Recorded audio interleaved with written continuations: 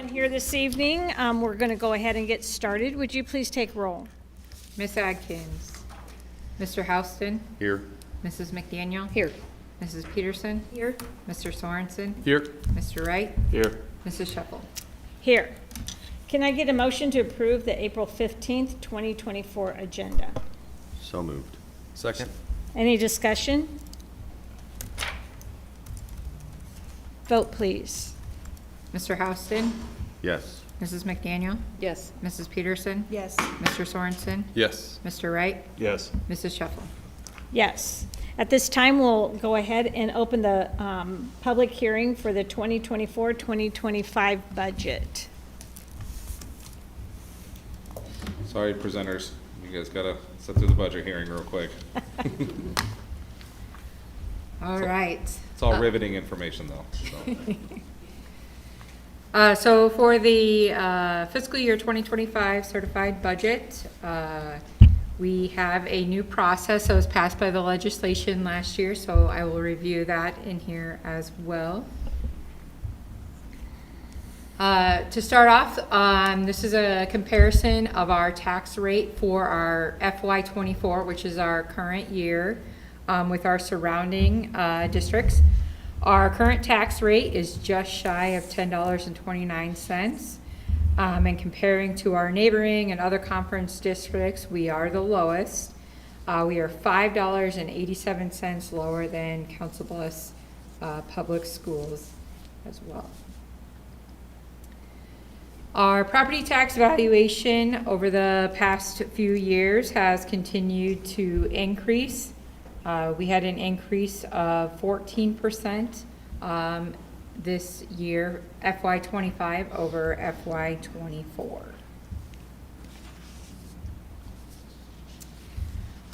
For the FY25 proposed tax levy, which is the next fiscal year, we are proposing to keep the total levy rate at just below $10.29 at $10.28795. That is comprised of a general fund total levy of $7.72, a management fund levy of $1.23. Our PEPL, including both our regular PEPL and voted PEPL, is $1.33.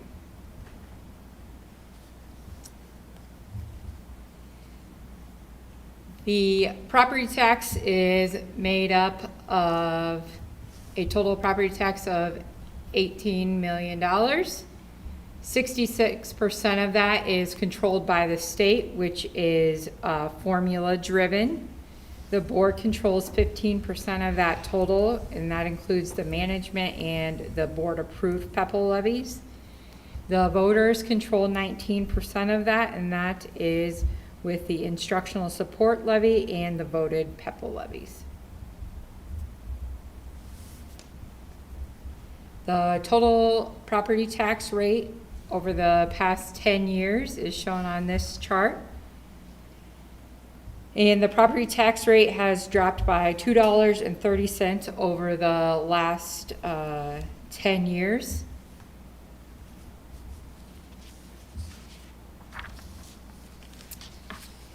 This chart shows our rate over the last 10 years and the makeup of each year's rate. The voted approved PEPL debt service ended in fiscal year 2018, so you'll see that the white part disappears after that fiscal year. And the board approved cash reserve levy in the general fund ended in FY21, and that is where we saw the tax rate take a decrease.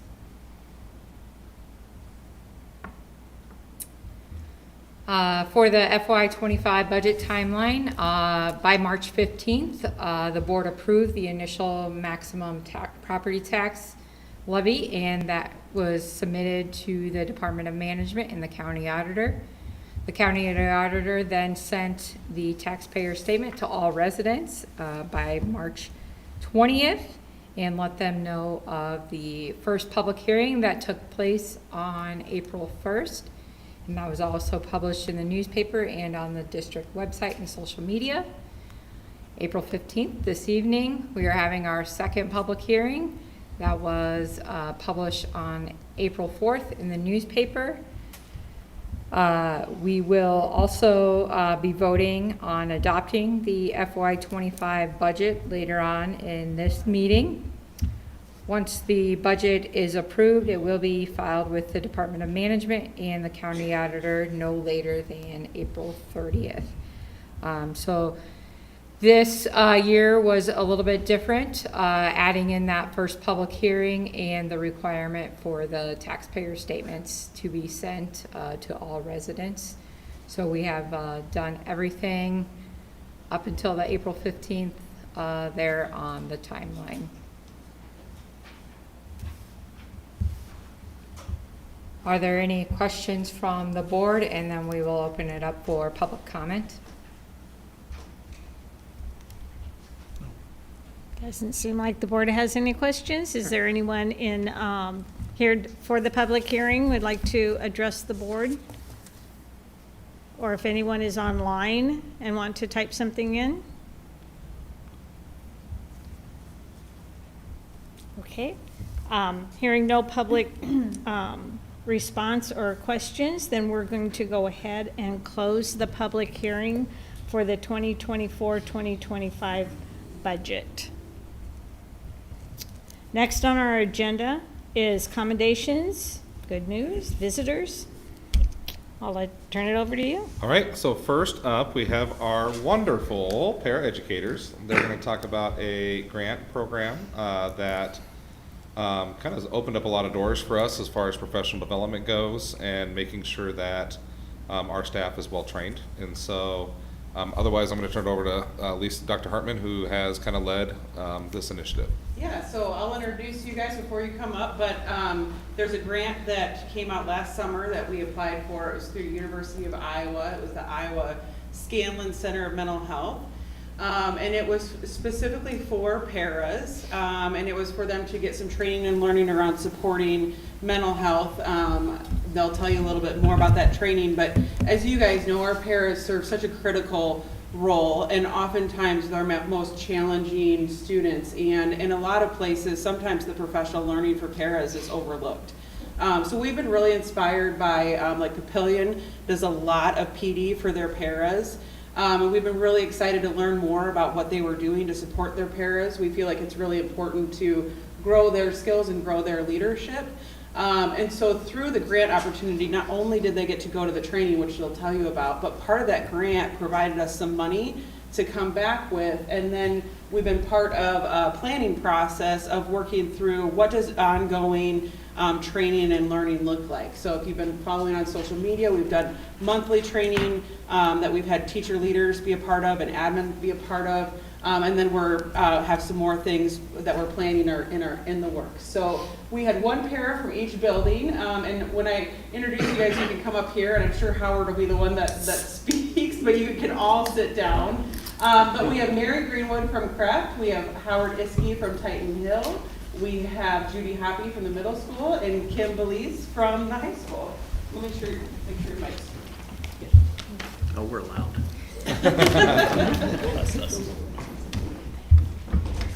Well, hello. So as Lisa had mentioned, we were fortunate enough to go to Des Moines for the Best Well training. It involved 3 in-person trainings with about 100 other paraeducators from across the state, starting in October of last year. And then we also completed online courses that were pretty extensive. They were each based off of our most recent training, so it could be about broaching mental health, it could have been about trauma, could have been about referral, and then we also had to complete the most awkward scenarios where we would be given on-the-spot video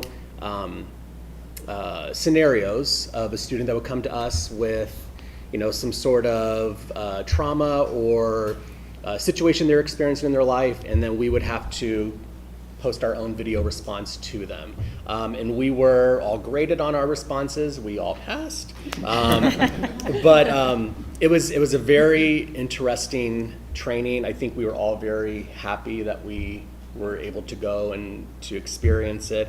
And then there was, as Lisa mentioned, there was a grant associated with it that is going towards the Para in Paradise summer conference we'll be doing. That is kind of like the kickoff, the welcome back for paras at the start of next school year on the 12th and 13th of August. And the grant is going towards some of those expenses, as well as, you know, additional training that we'll be doing.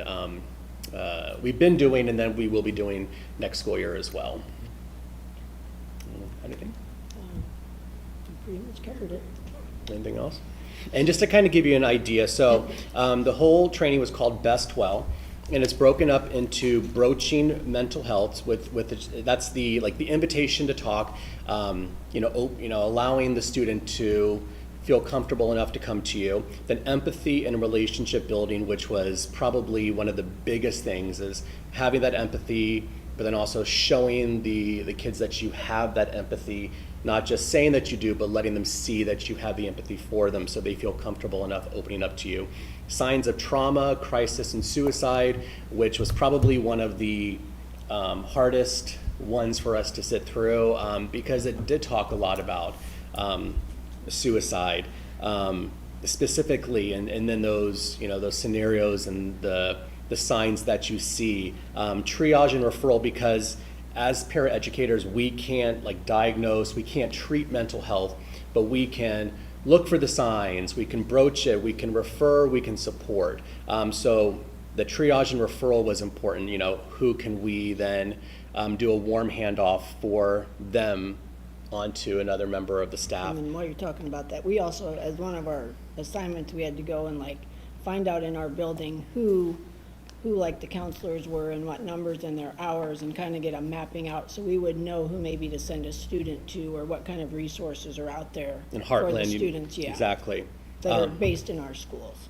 And it was kind of, I think, enlightening for us, because it kind of opened up, maybe resources that we wouldn't have thought of. Yeah. And then the last one was for wellness for educators, because it is, you guys know, it's a lot, and especially at this point in the school year, you're just completely drained, but ways to kind of take care of yourself so that you can still, provide what needs to be given to the kids.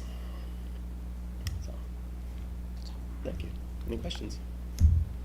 So how many paras went to this? Just you? Just the four? four of us. But Okay. there was about 100 from the whole state. Okay, and so then do you go back and work with other paras? I mean, present to them? That's actually coming up next month. There's been maybe once a month, maybe twice a month, training that paras have done here, actually at the ERC.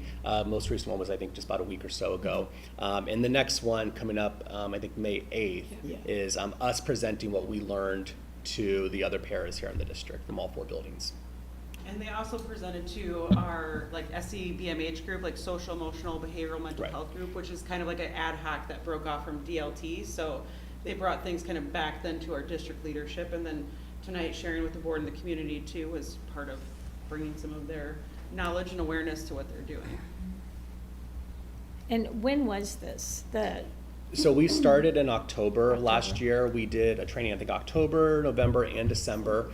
And then the online courses, I think we finished just in February of this Yeah. year.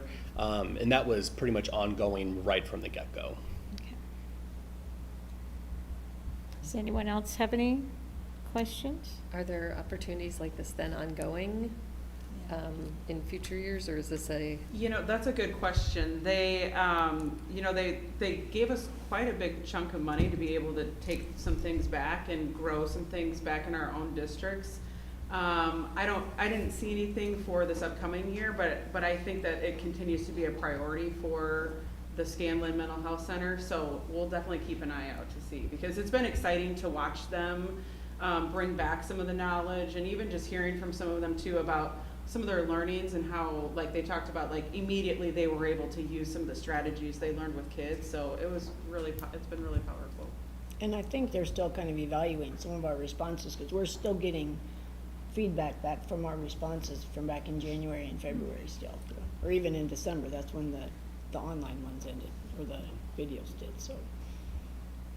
That was one of a question I thought of, is that how have you seen what you've learned that you've been able to bring back and use here at Lewis Oh, yeah. Central? And I feel like pretty much immediately, right at that first training, I think we all felt like there was parts of it that we could bring back. Now, it doesn't work necessarily for every child in every scenario, but I felt like it was eye-opening for us, and it kind of gives you a little bit of like a kick to want to implement it and to want to use it and experience with the kids. And some of it we were probably already doing, but it just kind of made you think about, oh, you might need to just tweak or little revamping of the way we might approach kids from this training that we did. And some of the training was very specific, verbiage that you should use and maybe things you shouldn't say. So that was, Yeah. we might be already doing the general idea of it, but maybe changing things like the verbiage so that it allows the students to open up a little bit easier to us. Did you feel like you're able to be part of a wider network to where, there's additional people that may be going through similar situations in different communities, things like that, Yeah. to where you felt like you could share knowledge with each other? Yeah, I think so. I think it allowed us a chance to meet others and to see what they experience, what's different than what we experience, and what's the same. So I think it was pretty eye-opening to get to talk to them. Good. Is this the first time that we've sent them to these? Yes? Yeah. This might have been the first time the grant was, Yeah, this grant's Open. never happened before, Mhm. so. Okay. yeah. It'll be nice to see what happens when you guys tell everybody your strategies and the things you've learned, and to see where you guys apply that for the next school year too. Mhm. So, Yeah, And it was thank you kind for of being the eye-opening first to one. hear some of the scenarios they presented, at least in my mind, the scenarios they presented us with, because, you don't want to think about kids thinking about suicide, but you got to think of that and some of the trauma that they've gone through. You don't always realize that these kids are living with that some days. Thank you for participating and thank you. sharing. yeah. Yeah, we understand what a difficult job you have here, with the paras. The schools can't do without you. Yeah. And so we truly, truly appreciate everything you do for the kids. And thanks for, going to this too, because, it's not just for the kids you have, it's probably, you're sitting in class and you could pick up something and, hey, talk to the teacher or something, or, hey, I think this kid is struggling. Yeah. And so that's what's good too, because it's not just for the student you have in front of Right, you. yeah. And Very so, and thank you. Thank you for all you do. Thank you. All right? Yeah. I do have one question. Can you maybe elaborate a little bit on your monthly trainings that you're doing with the paras? Maybe what's different? What are some topics that you guys focus on? Yeah, so we started with a group coming back and talking about some different ways to use the money, and that then kind of kicked off, like, what kind of things do parents want to learn about? We did some surveying of what are some different topics that they want to learn about. So we've tapped into some of our special ed teachers, we've tapped into some of our instructional coaches, some of our principals. So we've done one on poverty and trauma, we've done one on autism, we've done one on academic strategies. That was just the past one that we've done. What were some of the other ones? PBIS. I think I heard really good feedback about PBIS. That's our system we use to reward students and recognize positive behavior. And I think, again, sometimes paras are on the short end of the stick with training, and I think we do a lot to train our staff on PBIS. And there was a lot of like, we need to be part of that system. And so that was a good one. There was one a couple months back about autism. Yeah, that was Taylor Rinky Tool put that one on. Communication, what the autistic kids, the different ways of, their rights to communication, just like a verbal person has. Mm-hmm. And then so far from the survey that they want to see at the Paras in Paradise conference this summer is like de-escalation strategies, again, some of the PBIS. Autism, again, keeps coming up that people really want to dive in and learn more about that. What are some of the other topics?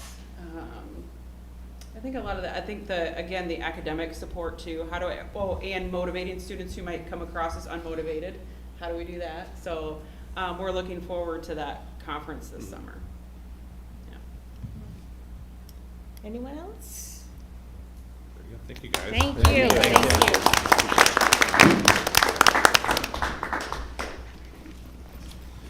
All right, up next, I have our college and career readiness counselor, Mr. Nepple. I'm gonna have him pop up here. So just give a little background. Last year, Iowa West came to us and said, we're gonna switch up our programming that we offer schools a little bit, and we're going away from, what was the program? Not Avenue Scholars, Potawatomi. Potawatomi County, yeah, Pot Promise. We're gonna go away from that. We're gonna see those commitments through, but we're not gonna add any new ones. Instead, we're gonna try a new program called Aspire. And what we want is we want to put more of the control back in the hands of the school districts and say, how would you, if you could design something that would help students after high school, like what would that look like? And so kind of put our heads together and I said, you know what, we'd really like to see us have a true college and career readiness counselor, somebody who can, make sure that we're following through with our commitment to having all of our students go through our Career Center database. What's that called? Where they take the survey. Zello. Oh, Make sure that they're completing Zello. Make sure that we're getting them hooked up with any apprenticeships out there, maybe job shadowing, bringing in different businesses to be able to talk about what career fields there are out there, helping students identify maybe some opportunities to go to college or go to skills training or anything that's out there that really kids want to do. And that's the whole thing, is to expose kids so that way they tell us the direction they want to go. And so wrote a grant last spring. They did a interview process, and Mr. Pat Nepple was hired to be our college and career readiness counselor, and he's done a great job. And so we're going to kind of talk about that piece. Yeah. So hello everyone, my name is Jamie Justison. I'm one of the assistant principals at the high school. I'm also responsible for supporting the development and implementation of our district career and academic plan. So we're going to talk to you guys about that today, which is going to include a lot of the leadership that Mr. Nepple has provided for us over the last year, which has been really exciting. We're excited to be here and share all that with you. I want to do a quick introduction. Go ahead. Yep. Pat Nepple, College and Career Readiness Coordinator. Samuel Thompson, Jr. I'm Derek Archer, Business College Readiness, Workplace Readiness teacher. So the district career and academic plan is actually a requirement from the state of Iowa. We have to have that plan in place. Even if we didn't have to have it, it's just the best thing for kids, so we would have it anyway. But it's a roadmap that just talks about what we're going to do to provide opportunities and experiences for students so that they can to help support their career and academic development. This is kind of an overview of the different elements that are required as part of that plan. I highlighted there the 4 that we're going to kind of focus on tonight, just to give you an overview. Those elements are part of what we would call the individual career and academic plan. So every student has their own plan within our overall district plan. One of the pieces of this is every year we have to submit that plan, and we have what's called a regional planning partnership, or RPP, which is a consortium of all of the districts, most of the districts in Southwest Iowa. So there is a small team. I was actually the lead on that team of 5 individuals that reviewed all of the district plans for each of the school districts and then rate them. I did not rate ours, I promise. I had other people do that. But we did score a 24 out of 36 on that, and we were satisfactory or higher in 11 of the 12 categories. So we're doing some good things, but it certainly leaves us some room for improvement. And you can see there the average for across the RPP was about 18, and we did score 24. So that was great to see from us. I will tell you too that with this plan, we try to reach as many students as possible. We do have a variety of students in special populations, such as talented and gifted, special education, at risk, ELL, and so we do modify or adjust or accommodate in whatever way is appropriate for students, in addition to what we have as part of this plan as well. So I'm going to hand this over to Mr. Nepple, and he's going to kind of talk to you about some really exciting things that he has helped lead along with our school counselors and really the rest of our staff.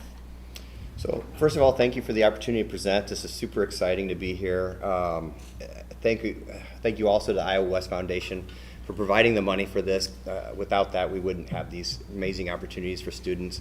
And last but not least, but thank you for Jamie Justison, because anytime I get kind of lost, and this is a new position, anytime I can kind of get kind of lost as to where I want to go next or throw ideas out, I go straight to Jamie. She's an amazing leader, and we're really lucky to have her.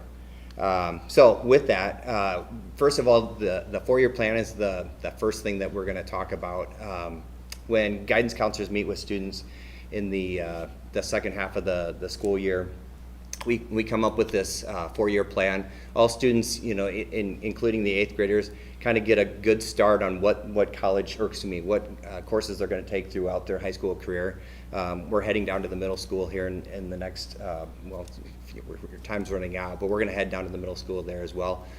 We've already got a good start on it, but we just kind of need a little bit more time to meet with those kids. But every student should have a 4-year plan. So hopping into some of the work-based learning opportunities, I know I've only got like 10 minutes, so if I'm taking too long, just one of you guys give me one of these. But so one of the several opportunities, we had Ryan Kading come in, talking to the accounting classes. He's one of the main accountants at the Huddle. That's the sporting whatever, you guys probably heard of it. Kevin White came and joined us in our composition classes. Told us all about the different ways that you could use writing in the work field, just to give some of those kids opportunities to figure out how they can apply what it is they're learning. And Alex Whiting came in, talked to our Spanish students about what kind of careers they can get into given another language. JJ Davis came in, talked to the media productions kids. We talked to some kids about careers in AI that the Green Hills put on. Michael Severe, I'm sure if you guys are Husker fans, probably know Michael Severe. He came in, had a little conversation with our comp classes as well. We had a team come from Rev Aviation to talk to our physical science classes. Special Deputy Cava, I don't know if you guys are Netflix watchers or not, but he has a show that he was one of the main guys in. Have you guys seen that? It's amazing. Yes. Mm-hmm. But he came in and talked to the cybersecurity kids. It was super cool. Here's just a little blurb from what Nick Feller thought. Like he was all into cybersecurity, and then once he talked to Special Deputy Cava, it just ensured that that's the field he really wanted to go into. If you guys want me to share this presentation, by the way, at the end of it, I'd be more than happy to do that, or come meet with you kind of individually to talk about some of this stuff. I'm just kind of trying to fly through. Some of the work-based learning opportunities that students have had. I've kept a kind of a running log of all the opportunities that students have had. And I pushed back to 21-22 and 22-23, and at the time I was teaching a Connections to Graduation class at Lewis Central, so I did the best I could in gathering those numbers, just asking teachers and things like that. But at the time, about 16 or 15% of our students were getting those work-based learning opportunities, and now we're up to 53. As it turns out, vast majority, I shouldn't say vast majority, our junior class is the ones that are hitting most of those. For whatever reason, part of it is our seniors are gone. I'll be quite honest, taking out our Western classes. They're just harder to get to.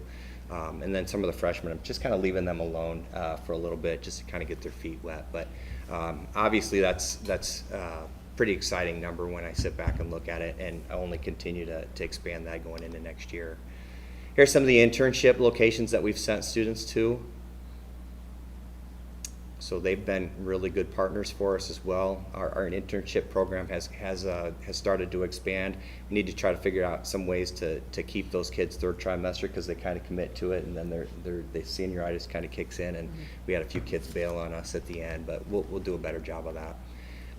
One of the essential components then is that self-understanding piece. So we met with every 9th through 11th grade student, and they filled out this.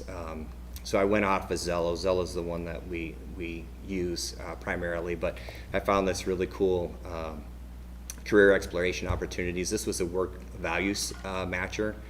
The nice thing about this is it tells each student what their kind of priority is, if you will, when matching their work values. And then it's cool because it gives you opportunities to look at what occupations are kind of out there, so they can kind of explore what kind of careers can I get into that would kind of meet what's important to me.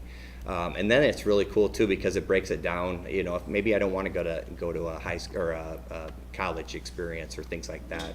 So you can actually click on the associate's degree. Maybe I just want to do an associate's degree. Well, these are all the different careers that I can get given that degree. It's a really cool opportunity for kids. The other thing that I did with all 9th through 11th graders, by the way, I say I, but I have a ton of people helping, is this career cluster interest survey. And it's real similar. It says, it basically kicks out which career cluster each individual student kind of falls into. And then it breaks it down, kind of gives you a bunch of different careers, and then tells you the amount of money that you would make for each of those careers. Tells you the outlook. Obviously want something in a positive outlook. We don't want kids out there repairing toasters and things like that. How much education it would take, and then some of those on-the-job work tasks that students would be doing as well. With that data then, I collected all that data. I had kids fill out a Google document or survey, and so that way I compiled all that information in one location. So I knew exactly what their top 3 career clusters were. I put that all in one spot. So then when I've got opportunities coming across my desk, or typically it's an email, then I know which kind of kids to target. So I'll just do a search. So for example, I had this natural resources one come across my desk a couple weeks ago. So what I did was I went in, I found all the students that were interested in natural resources. I contacted them directly and checked to see if they're interested in something like this. One that we're going to on Wednesday is this Build My Future. It's a ginormous, I don't know if you guys have heard of it or not, but I'm looking forward to bringing about 25 students to that one. We're going to hop on a bus, right, Sam? Yes, sir. And we're going to go check out this trade fair on Wednesday. But again, the way that I targeted those kids is I went back to my database, and I just found the kids that were interested in trades, checked to see if they were interested in going, and we're going to go take a trip. Some other career exploration experiences. Peterbilt has been great to work with. Clarkson College, we've been out there a couple times bringing students there. First National Bank, went there 2 different trips. Derek actually helped me set that one up. Went to Clarkson College and checked out their 3D printing. If you guys haven't seen that, that's amazing. By the way, if anyone ever wants to go on a trip, you're more than welcome to come join us. Kirkham Michael and Associates is a civil engineering firm. We took some students to ConAgra. Miller Electric, talked about some apprenticeships there, brought a ton of kids to Menards. Derek helped me with that one as well. This was a really cool opportunity we did 2 weeks ago. Took our media productions team to KMTV3, and they actually got to record the student announcements with that set behind them. That's on the top right-hand corner there. So cool opportunity there. We're actually bringing our meteorology students there, about 20 or so students tomorrow morning. So that'll be a lot of fun. And that brings me to Sam Thompson. So Sam is one of the students that I've been able to bring on a couple of these trips. He went to the Miller Electric one, the First National one, and then he's gonna go with us on Wednesday as well. So I'll let him kind of speak to some of the experiences that he's had. So of course it'd be a little bit valuable to get a first-hand account of what these trips are like. At the Miller Electric one, I've always been a little bit interested in being a tradesman. I don't really think college is the right path for me, and so that Miller Electric trip was a very valuable opportunity. I got to get my feet a little wet, see a day in the life of what it would be to be an electrician with Miller Electric. I got to talk firsthand to the people who run the company about the different programs that they offer. Entry level or jobs are a little bit harder to get into. And I got to see the flip side of a career at the First National Bank, more of a college-y type of route. And I realized that wasn't really for me. So those 2 trips provided me with the insight and to let me make a more educated decision about what I want my career to be. And to build off of that Miller Electric trip, that Build My Future, that's a little bit more hands-on. Like Nepo said, it's using tools, talking to the workers, and I think that'll just let me get a little bit more experience and let me get my feet wet before I take a leap of faith. So I think the cool thing about what we're doing is, 2 things could happen. And Sam's a good testimony to that. Is you either fall in love with it or you don't, and both of those things I think are pretty cool. Because if you don't, or maybe I took kids to the civil engineering one, and they all walked out of there going, "That's not for me." But that doesn't necessarily mean that engineering isn't what's for them. But it kind of knocked that one out. Now we start here and we knock that one down. We start to narrow it down a little bit, and that's what we're kind of hoping for. And Sam had that experience as well. So hopefully on Wednesday we'll find something Saving else kids a pretty cool. lot of time and money. Yeah, that's I wish you would have taken me on the civil engineering. It saved me a year in college. Where were you? Where were you back in 2004? Iowa West Foundation wasn't here yet. So let's keep moving on. By the way, does anyone have any questions yet? So post-secondary exploration, I took over the college fair. I think Jamie had been doing that. No, counselors, like. Counselors yeah, did? Yeah. So we hosted 58 colleges and universities, different programs in attendance. It was super cool. We also took a busload of students. Derek helped me on this one as well. To Northwest Missouri State, really good opportunity to let kids see. Northwest is one of those schools that I don't know if a lot of kids think about. They offer in-state tuition. There's a lot of bonuses to that. Smaller community.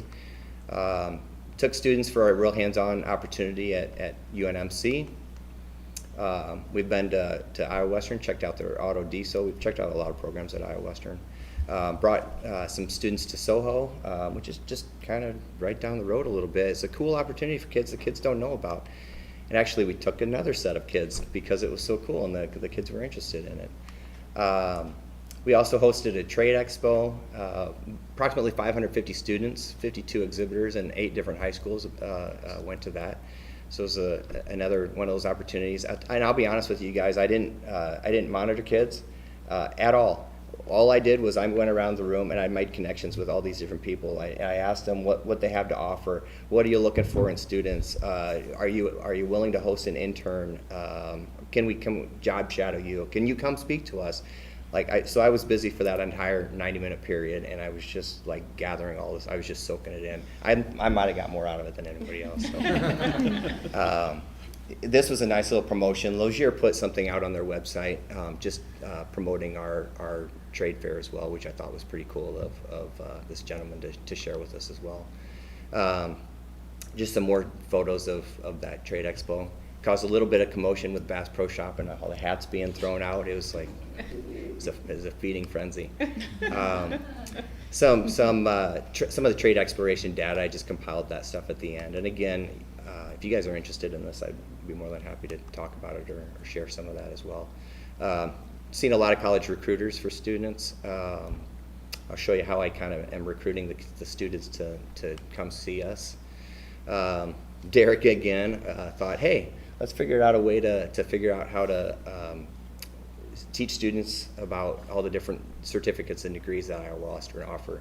So I got a hold of my buddy Ryan over at Iowa Western, and he came in and spoke to students, all of Derek's classes. Next piece, still dealing with that career and post-secondary decision, is we talk to all students a lot on an individual basis as well. That's happening more second half of the year. Talk to them about some general education requirements, some of the Comp 1 and the public speaking courses that students can take. They can knock some of those credits, those Iowa Western credits that are typically transferred to those four-year colleges, knock some of those things out of the way. Some of that course transferability is what I was referring to as well. And then just explore some of those career interests. If you're interested in plumbing, let's take a class. Super excited about that welding program that we've got coming in next year. Take a class. You don't have to even take it for an Iowa Western credit. Take something, find out whether or not you're interested in it, and then a little bit of the data. If you dissect some of that, you can see that our numbers are growing there as well. Credit to Jeff Fossick in the guidance department, because he's amazing at talking to kids and finding out what they're interested in. And I just want to say too, this has been kind of something new that we've seen over the last couple years as kids continue to want to take more Iowa Western classes. Obviously, it's free to them. It's a phenomenal opportunity for everyone that's involved. But it's been our focus to be really intentional about having those individual conversations and finding out what's your long-term goals. Why do you want to take it? We don't want kids to just take credits for the sake of taking them. We want to talk about things like, we have some students that are like, well, I want to try to get some gen eds out of the way. So we're looking at, well, what college are you going to potentially transfer them to? We're pulling transfer articulation guides. We're being really intentional about how they pick those classes so that we can transfer as many credits as possible for them. So those are, I just want to, it's a testament to them too and the amount of work they're doing, because it is taking a significant amount of time, and our counselors have kind of transitioned a bit from not only trying to get kids into college, but also, being transfer guides as well. And so they've done a lot of work around kind of informing themselves and learning about what those are so we can best advise students. And you can see there's been, with the advisement process, some of the numbers. I mean, just over the course of several years, the Iowa Western courses that are available online and on campus, from in CTE, we went from 11 to 125 over the course of a couple years in the fall, from 4 to 76 in the spring. So we're really trying to get that out to students and make sure that they're aware of those opportunities and how they can impact them long term and what the benefits are of that. I'm going to let Derek speak for a little while. So to this these piece of are it. my two classes that are two of the classes that I teach in workplace and college readiness. That's why you saw in the picture you saw so many of my classrooms in there, because they just lend the experiences they get lend them to the curriculum that we have. So this is an either or graduation requirement. They either take workplace or college readiness depending upon what their future holds or what they think their future holds. So one of the things that I definitely wanted to talk about today is how this has kind of changed since Pat's been around. Earlier this year, I finished my EDS degree, and I had the opportunity to speak with Dr. Hazing in his office. I interviewed him for a project that we did, and he shared with me some statistics that really kind of changed my view of, I don't even know if he remembers sharing these with me, or he doesn't even know what I'm about to say, but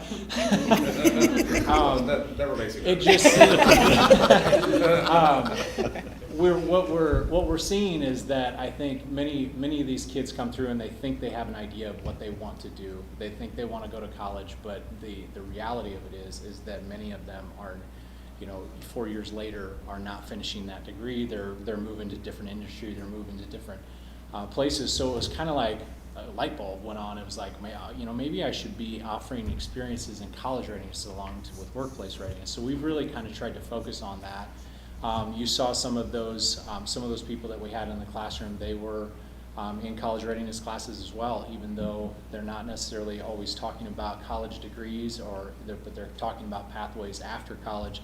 And we're really trying to expose them to all of their options. What are your options when you get beyond here? Whether you think it's college or not, it's still important that I know what my options are. I know what's out there, and I think that's been really successful. You can see some of the things that we do in each class. There's a lot of crossover between the class because of things that are mandated by the state that have to be taught in some capacity. So a lot of the workplace documents you see in both different classes, but I would say the industry tours, the college visits, guest speakers is something that has been very much more robust this year than it has been. And I've gotten some great feedback from the students on that. Even the college readiness classes are like, I still think I want to go to college, but it's nice to know that there's other things out there that if college doesn't work out for me for whatever reason, these are things that I could fall back on, or things that I might be able to explore in my future. So again, I think it's been a great help, because as a teacher, it's tough to reach out and make those connections and do those cold calls and try to get into industries and stuff like that. And it's just really been nice that if I want to, at my marketing class, talk to a marketer, I hit Pat up and I go, hey, find me a marketing play. Like, find me somebody that we can come in and talk about marketing to the class or whatever. And he says, I'm on it. And within a week, we got something set up, or we got something maybe set up for next term or whatever it may be. It's just been we've been able to expand the reach of what we're able to produce for the kids exponentially here in the last year compared to, I've been around a long time, so compared to previous years, it's really grown. It's fun, isn't it? Yeah, it is. Yeah.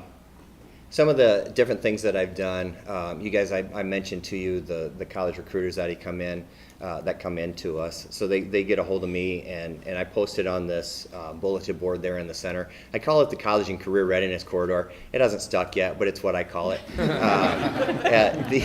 The board on the left, again, you get all these different opportunities come across your desk, and a lot of times, I think what happened in the past is someone would get these emails and they would delete them, where now they're not getting deleted anymore. They're getting posted, and I'm searching for those students that I think would be, you know, interested in these opportunities. And then Mr. Vosick and I put together that scholarships and financial aid board. Some of those opportunities they're starting to get a little bit more empty now, just because the dates are passing, but I look to expand this in the near future as well. This was a pretty cool opportunity for this young man here. Midwest Peterbilt reached out and needed someone to work in their parts department. So he's off and running. He's already graduated at the end of the second trimester, and he's working for them, and he's doing a great job. It's a pretty cool opportunity. Hope to expand, you know, more on this as well. Moving into that career and secondary, post-secondary decision, this is the percent of college-bound students who took the ACT. Obviously, this is data that's a class of 2023. We'll need to run that again here shortly. Set of students who have taken the ACT. This is a class of 2024. So we ran this late last week. 51% of our students, class of 24, have taken the ACT. This is a percent of graduates with a post-secondary plan. Obviously, the 23-24 school year, we don't know that number yet, but Mr. Vosick and I have been working pretty hard on that as well. Obviously, the goal is 100%. We'll know more in the next 3 or 4 weeks. We're going to start pulling data from students just to check to see where they're at. We kind of have a pretty good idea of what they're doing, but kind of want kids to start to finalize things. That decision day where students are kind of committing to where they're going is May 7th. If you haven't taken part in that, it's pretty cool. Stop by the building. You're more than welcome to go on the whole day. FAFSA advisement. This has been a disaster. I don't know if you guys know that about anything about the FAFSA this year, but it's a total disaster. Yeah, it sounds like you do. So we received our first report on 4/10. What is today, the 15th? So 4 or 5 days ago is our first report that we got from FAFSA. We are trying to push students to get the FAFSA complete, but if you don't know who's completed, then you're walking through a hallway kind of blindly. How many reports would you have received by now, typically? Yeah, so typically the FAFSA opens up on October 1st for students to start filing. It opened up January-ish with a lot of problems for months. So yeah, I mean, typically you'd get a report every week starting in October. So these guys have just done a great job of trying to help families, because what we're getting is a lot of feedback around colleges are saying like, well, you didn't complete the FAFSA, and it's like, well, we did though, and so there's glitches, there's all sorts of things that these guys have spent a lot of time working through. So this isn't necessarily typical of usually our numbers are a little bit higher, but with just some of those barriers we've had this year, it's been a little challenging. We got a report from FAFSA last week that said statewide the number of applications are down 20%, and we're falling right in that 20%. But now Jeff and I know who to target, so now we got some work to do. So moving on from that, we did do a FAFSA completion night. Iowa College Access Network actually posted us on their Facebook page, which was pretty cool. And then just real quickly, what's next? We plan to expand those advisement resources. We're hoping to put together a career pathway kind of programs of study for students to kind of look at and figure out what's next, you know, in their high school career. What college courses might they be able to take while they're still with us, and along with a department course sequence. Looking, Mandy Reynolds and I have already discussed opportunities in the middle school need to be expanded, so she and I are going to meet at the end of the school year. Looking to increase that overall percentage of work-based learning opportunities for students. It's sitting there at 53%, but hoping to get that expanded as well. More FAFSA completion is obviously a big one. And then the parent communication and the resources. We do a decent job, but you can never do too much of that. So we're hoping to expand that as well. So that wraps up. That's a lot of stuff. So Yeah, do you that's really guys long. have questions for us? If you can't tell, like, I'm so excited about the job that I've got. Like, I walk into school every day and I'm just excited about the next opportunity to work with kids. You know, initially I didn't have a ton. You know, I've been in the community for a long time. This is 27 years I've been in the Council Bluffs community. So I know a lot of people, but not necessarily on that business side of it. So, you know, then you start talking to people and you're like, oh, you own a lawn mowing business. Like, can you look at a student's interested in small engines, or, you know, start making those connections with people that I already know along with, just, I do some cold calls, and sometimes they work and sometimes they don't. But it's so exciting. I've loved the school year. It's flown by. But yeah, what do you guys have for questions? I think I had a couple, and you answered them as the presentation went on. So thank you for that, and thank you all for coming to present. You can feel the passion, and I appreciate that. And as a student, thank you for coming and sharing your experience. He did well, didn't he? Yes. Very, very well. Sam, do you know the Very well direction? spoken. What you think you want to do? I do, yeah. What's that? Be an electrician. Electrician? Mhm. Awesome. I appreciate. Have you started taking any classes out of Iowa Western, or is that? No, I took an electronics class maybe freshman year, but I'm not sure there's any valuable Iowa Western classes that would take up my time when I could just do like an apprenticeship or something. Oh, gotcha. You know what I mean? Yeah, awesome. So, And I think that's a great segue too, because I think for us, we want there to be, whether it's an apprenticeship, whether it's going to iWestern, whether it's going directly into the workforce and there's on-the-job training, there's just so many different routes to get to similar places. And it's really like, what's the best fit? Like if Sam feels like that's going to be more valuable to him, that's the route that we want to take. So for us, it's really just about expanding opportunities as best we can to fit the unique needs of students and kind of meet them where they're at and give them those opportunities. So You might need some welding courses. Try that in the fall. New welding program coming. So, I just appreciate the wide spectrum of opportunities you provide. I mean, you have post-secondary education, you have trades, you have banks, everything. I mean, as a student, it's hard to, I'm sure a lot of those, they just fit a niche student, but that's just as important as finding a wide berth of people who are interested, because, I mean, those companies need people to fill those jobs, and those kids need jobs, and I appreciate your intent on everything you do. And we've spoken before, and your passion is contagious, so I appreciate you as well. And you're a very well-spoken young man, sir. Thank you. Absolutely. Pat, I know you said you leave freshmen alone, but my daughter is a freshman, and she came home one day and she said, I got to listen to this guy from the military, his name's Alex, and now I want to know what I want to do for the rest of my life.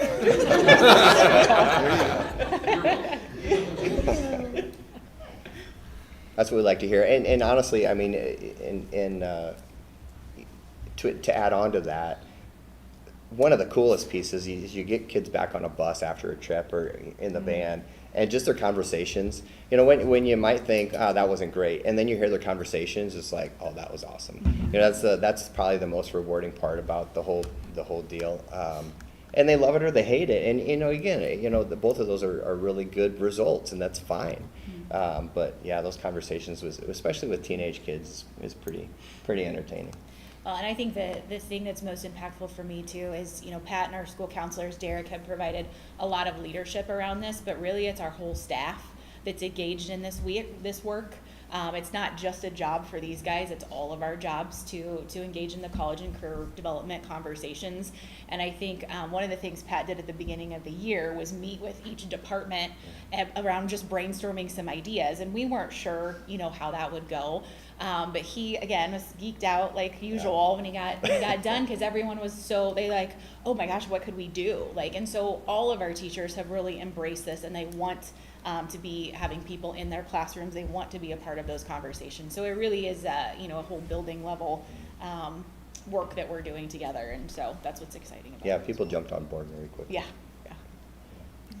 Well, I had 4 kids that graduated Lewis Central. I wish they would have had you guys, just because, I had a daughter who thought, she knew exactly what she was going to do, went to college for 3 years, and then it's like, didn't know what she wanted to do, and then it was, she became a nurse. And so, what I like is that this gives them so much to look at, even if they decide, because when you're a senior in high school, okay, this is what I'm going to do, but 3 or 4 years down the road, it's like, they'll pick up from what they learned, and that, maybe it's not this, but I remember in high school, this is the direction I could go. And to give them, if they're an art student, what careers are out there for art students? If my son could have drawn every class, drawn the answers, he would have been A+ student. And so, no, this is really good, and this is something that we need. Definitely, it's a need for the kids, because we want everyone to succeed.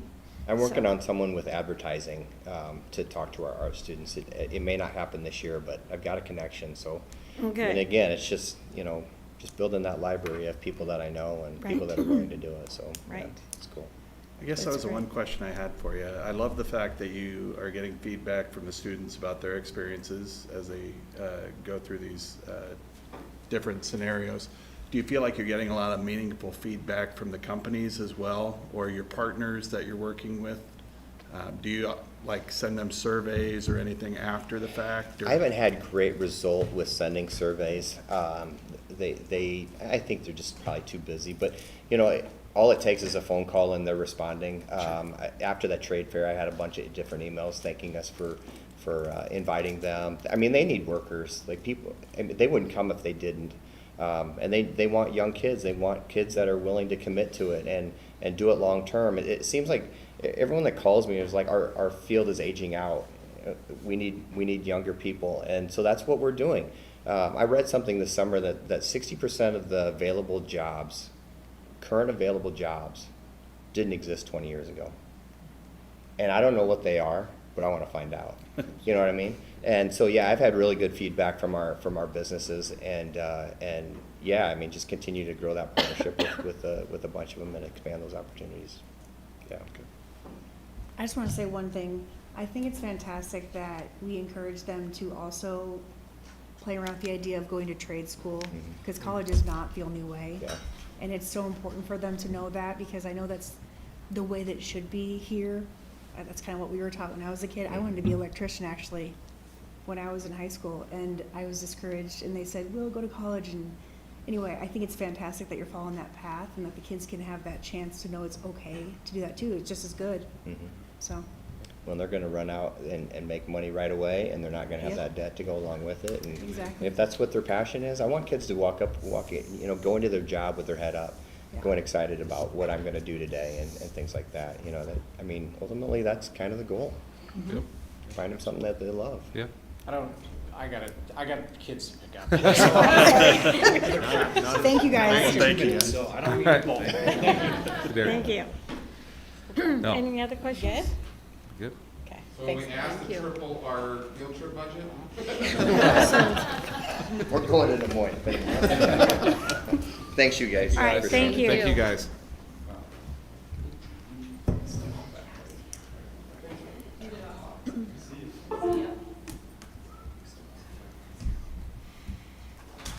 An electrician here?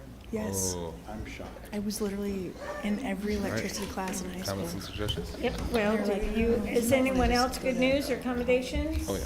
Anyone else with good news? We have someone from the audience who wants to talk. Yeah, Okay. my daughter goes to the high school, and I guess I just wanted to share that we transferred here this year after we went to Council Public, but we've been in the district for the last 5 years. My kids weren't ready to come to Lewis Central. They heard snotty or whatever. They were rich, all the rich kids, but my kids didn't want to come. Daisy embraced it this year because she was tired of the crap at Council Public. Teachers were being disrespected all the time. But I just love now that Daisy's here. She has a lot of medical issues, and every single teacher that she's worked with this year has been more than accommodating. Mr. Mace has been a godsend to our family, and I just wanted to let you guys know that how nice the high school's been to her and how accommodating they've been. And I think that it's amazing that they want to help her. Like, she wants to graduate a year early, and everybody's on board with helping her. And they offered her ingenuity, and she said no, because I want to get all 6 of my credits this try. And they made it work for her. And every teacher has accommodated her. Every teacher has made it work. And I wanted you guys to know what a great job this high school is doing and how happy I am that Lewis Central are family. So, that's it. Thank you for sharing that. Thank you. And I'm a bell baby. I'm nervous, but I try. Okay, and we also, any other comments and suggestions? This is the portion during our agenda that anyone can address the board. All right, we'll go then to our consent agenda. Can I get a motion to approve? So moved. Second. Any discussion? Do we have an updated personnel sheet? Yes, there is an updated personnel sheet, and there is an additional fundraiser form that all of you have at your table as well.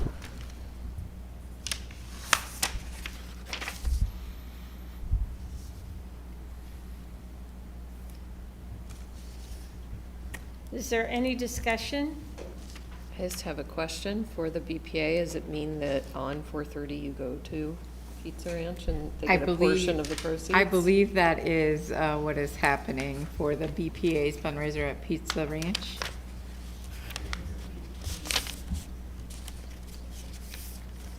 I just want to go if that's the case. Okay. That's okay. I'll dig. Thank you. Well, when I saw the date on it, 4:30, and it ends 4:30, you know, on the 30th, that it probably is, a portion of the proceeds go to. We could have asked him that while he was group. here. Yeah, they also, Pizza Ranch is also really good about letting them work for their tips.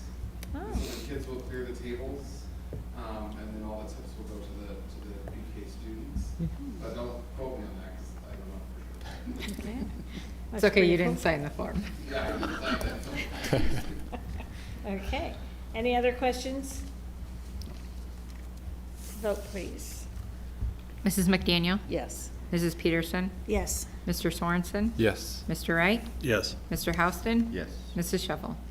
Yes. Report 7.01, planned summer projects. I'm gonna go to the facility plan, if you would please. Thank you. Okay, so this is a document that we started creating last year, and this is like a everlasting work in progress. So this will eventually be our 20-year plan. I'm gonna have project advocates help me fill out the rest of it, but you can see, last year we basically had nothing. So I created a document, at least it gives us a starting point that we're able to track all of our major facility purchases every year, and we're able to put down, this is what we would like to see this year. So it's 0 to 1 years, 1 to 2 years, and if you keep going over on the document, you'll see there's 3 to 5, 5 to 10, et cetera, and then 10 to 20. So we're plugging stuff in as we go. Let me turn that back on. So go back over to this year. So I do want to just kind of call attention to this year. This way you guys are understanding of what's happening. Will you scroll all the way to the left, please? Thank you, and then scroll all the way down. Keep going, all the way, right there. So this is our budget we operate off every year. So what we do is we take a look at our 1 cent sales tax, our save money that we have coming in, and then we take a look at our PEPL, both voter approved and board approved. We set aside some of that money because, like a lot of our save money goes into our current loans or bond payments that we have for the auditorium and operations building. And then whatever we have left over, plus our voter approved, plus our board approved PEPL goes into kind of a final pot, and then we take a little bit off the top and set that aside for future spending.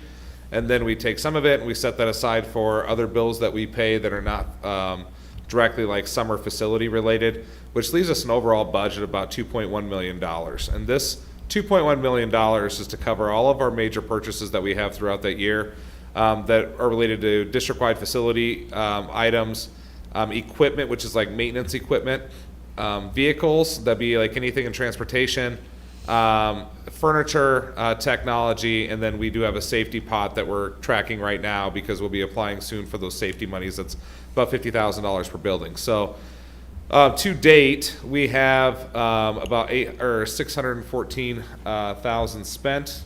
I can't really read that up there, so I'm going to read it off mine. Just make sure I say the right things. Yeah, 614,000 spent. We have about $1.8 million in projected, and then we have a budget about $2.125 million for budgeting. So remaining right now, if you scroll over, we have about, and then this is how it works. So in any given year, we might overspend in one particular area. So this year, for instance, because we bought the buses, we bought a few vans, and we bought a Suburban, we're sitting about $125,000 over in transportation. Which means that in another area we're going to have to come in a little bit less. So because at the end of the day we can't exceed that $2.125 million. So that's kind of our end goal. And then we also have, for this particular year, we have this capital project or capital improvement projects, which the board has kind of set aside $3.5 million of what we currently have saved up.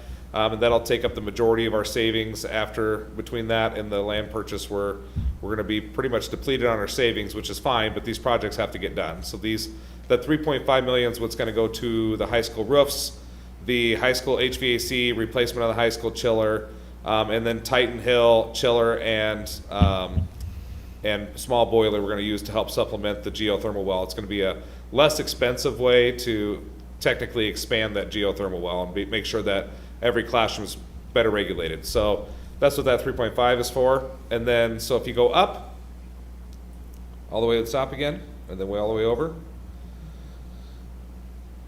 you'll see here's some of the items. If it's yellow, it's already done. Like we've already committed to it, it's already been paid for.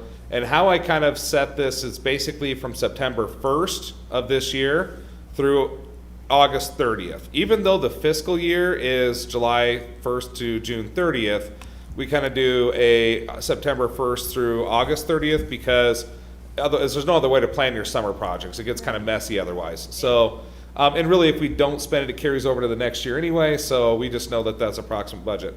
So you'll see in the fall, we already had cameras installed up at Creft and at Titan Hill. Go back up. So at Creft, we're looking to, one of the things you'll see on there, you guys will vote on tonight, is the access road around the school. So we are looking to connect and finish off the road that goes beyond the school through the playground. And we're gonna funnel parents behind the school at Creft in order to hopefully get more parents off of that intersection, out of that intersection, and get them off the street. And then the buses will actually go in front of the school, and then hopefully we can kind of have a better flow. So it was relatively inexpensive to make that happen, so I said it's worth a try, because right now down there is a complete mess. So so that's budgeted in there. So is a larger gate. We do X amount of classrooms every year for flooring. If you continue to scroll down, and you'll see over the right, you'll see things like HVAC renovations, playground renovations, stuff that we'd like to see done in the near future. At Titan Hill, you'll see everything from a sound system in the gym. We replaced a heat pump in room 705. This summer we're gonna electrostatically paint all the lockers. If you walk right now, we have the most hodgepodge group of lockers, throughout our Titan Hill, and it's just been a way to save money is by, I think, purchasing used lockers and putting them in Titan Hill in order to accommodate students, but it definitely looks like a bunch of used lockers in there. So it's too expensive to replace them, but for a little bit of money, we can paint them, at least get them all the same color. So, and I know it sounds like that's not important, but we want kids to feel good about the space that they're in, and so when things look nice and look new, they end up taking better care of them. So, playground, we put a concrete pad in the playground to extend kind of it's not as muddy over there now in the musical playground. You'll see we're going to redo the back road that runs back there, and it's just basically shave it down and then do an overcoat on it. We have to do something with the front sidewalks. You'll see basically how the color coding works is if it's yellow, it's done. If it's green, it's already been approved, we're go. And if it's white, it means it's something that's being proposed. So you'll see some things that don't have numbers in there yet, like for instance, the front sidewalk. We're not 100% sure what we need to do. Some of the areas need to be replaced, some need to be shaved down for trip hazards, some curbing needs to be done. We haven't decided what we want to do there yet. You'll see some items like the back of the pool door. I think we're going to end up having to replace the whole pool door frame and door, that becomes pretty pricey, but we don't have a price on that yet. We do redo the sod in the playgrounds every year. The pool mixing valve is something we need to replace. Actually, that should be yellow because we already did that. The pool water heater is something we need to replace. We need 3 carpets, or 3 rooms that we talked about for carpet, not counting the LCLC carpet. That's different because we already had the material for that. We just need labor. And then they want to purchase more round cafeteria tables if we have enough funding at the end. Scroll down the middle school, you'll see they want new coral risers, print room flooring. We need a new water heater. It's actually a double water heater, so it's about $20,000 that we need to do. Repair to the one-way drive. That's something you guys will approve tonight. There's an area when you drive by on Harry Langdon, you look over, there's an area right along the middle school where there's about 3 trees that run along the middle school. I have no idea why you plant trees 3 feet away from a building, but it's not a great idea. So those trees are rubbing on the side of the building, which is causing some tuck pointing issues. And so we're going to remove those trees, remove that soil in that area, and then just concrete that area. So that way it's kind of flat. And then we'll look at putting some buddy benches or something in there to kind of dress it up a little bit. There are, again, some more classroom flooring, hot water storage tank. That was something that's already been done because that leaked and blew up, so we had to replace it quickly. The middle school sign. So one of the things we talked about is if we had additional money, everybody wants to know where the middle school is if you're new to the district. And the only sign we have in the middle school is on the very front on the walkway going into the middle school or by the middle school. It's just carved into that white fascia. It says Lewis Central Middle School, but there's nothing else. There's no other signage, and that's hard to see unless you're straight onto it.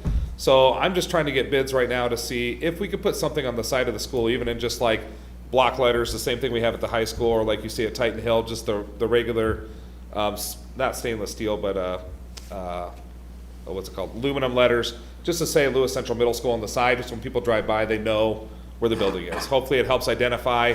I ended up having a few issues this summer or this last fall when I was doing my meetings because people didn't know where the middle school was. They drove up to Titan Hill Intermediate School. They didn't really know where the middle school was, so the signage isn't great. So that we'll kind of take a look at, see if we can do something around with that.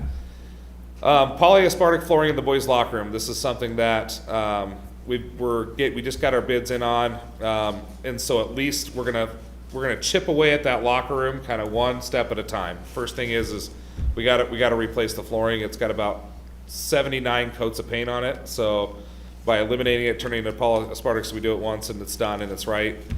We can fix the floor drains and everything else at the same time. So that's one of the things we're looking into. Also looking into toilet fixtures and actual stalls around the toilets that, partitions that are made for that space. That's not a bid up there yet. So if you go to the high school, so every year we do a summer gym refresh, which means we hire a company to come in and they just basically sand down the floors and polyurethane them so that way they're ready for the new school year. If you don't do that, they become super slippery. New pads in the gym, that's wall pads. The ones that we have in the big gym they're actually in the smaller gym. They're getting pretty worn. Commons renovations, so we're talking about when we redo the roof over the commons and the HVAC, that would be a good time for us to kind of just do a makeover of the commons. When I talk about makeover, it's essentially paint. It's just painting, and we originally talked about redoing the ceiling tiles and redoing the lighting and everything else, but in reality, if the funding is not there, a paint would go a long ways. Just some simple paint, but it's going to be expensive because it's a big area, it's very high ceilings, it's nothing that our people can do at this point, so we're gonna have to hire it out. But we're hopefully gonna do some of that this year when we get the roofs done. Along with that, in the commons area, or in the cafeteria area, they do a lot of gatherings, and they're always bringing in different projectors and everything else. We talked about mounting a projector up there, mounting a screen that goes up and down, so that way they have easy access to it. That way when community members, now that we're renting out our auditorium, and we're getting a lot of requests in, they also want to use the cafeteria area, so that just kind of expands what we're able to offer in the cafeteria. Hopefully we'll make our money back with all the rentals. And then we have trophy cases. We're going to take a look at some of the trophy cases. I think Mr. Dermody at the Booster Club auction said, winning is expensive, because he was talking about, how much money when we qualify for state and regional activities, how much it takes to get our teams there, stay in hotels, get charter buses, everything else. Like, it's expensive to keep winning. Well, same thing goes with trophy cases. We are out of trophy cases, so we're going to have to try to figure out where do you put, and state trophies are not something you just shove back in the back room. Like, people want them on display. When alumni come back, they want to walk to a trophy case and see their state trophy. So we just got to figure that piece out. But again, trophy cases are fairly expensive. We got to do some microphone work in the pack. The nice thing about the Performing Arts Center is wonderful. However, it's like a never-ending project, because with each performance that you do, you find out something that needs to be done. And luckily, we're under budget with it, so we do have the capability to continue to add to it until we get it right.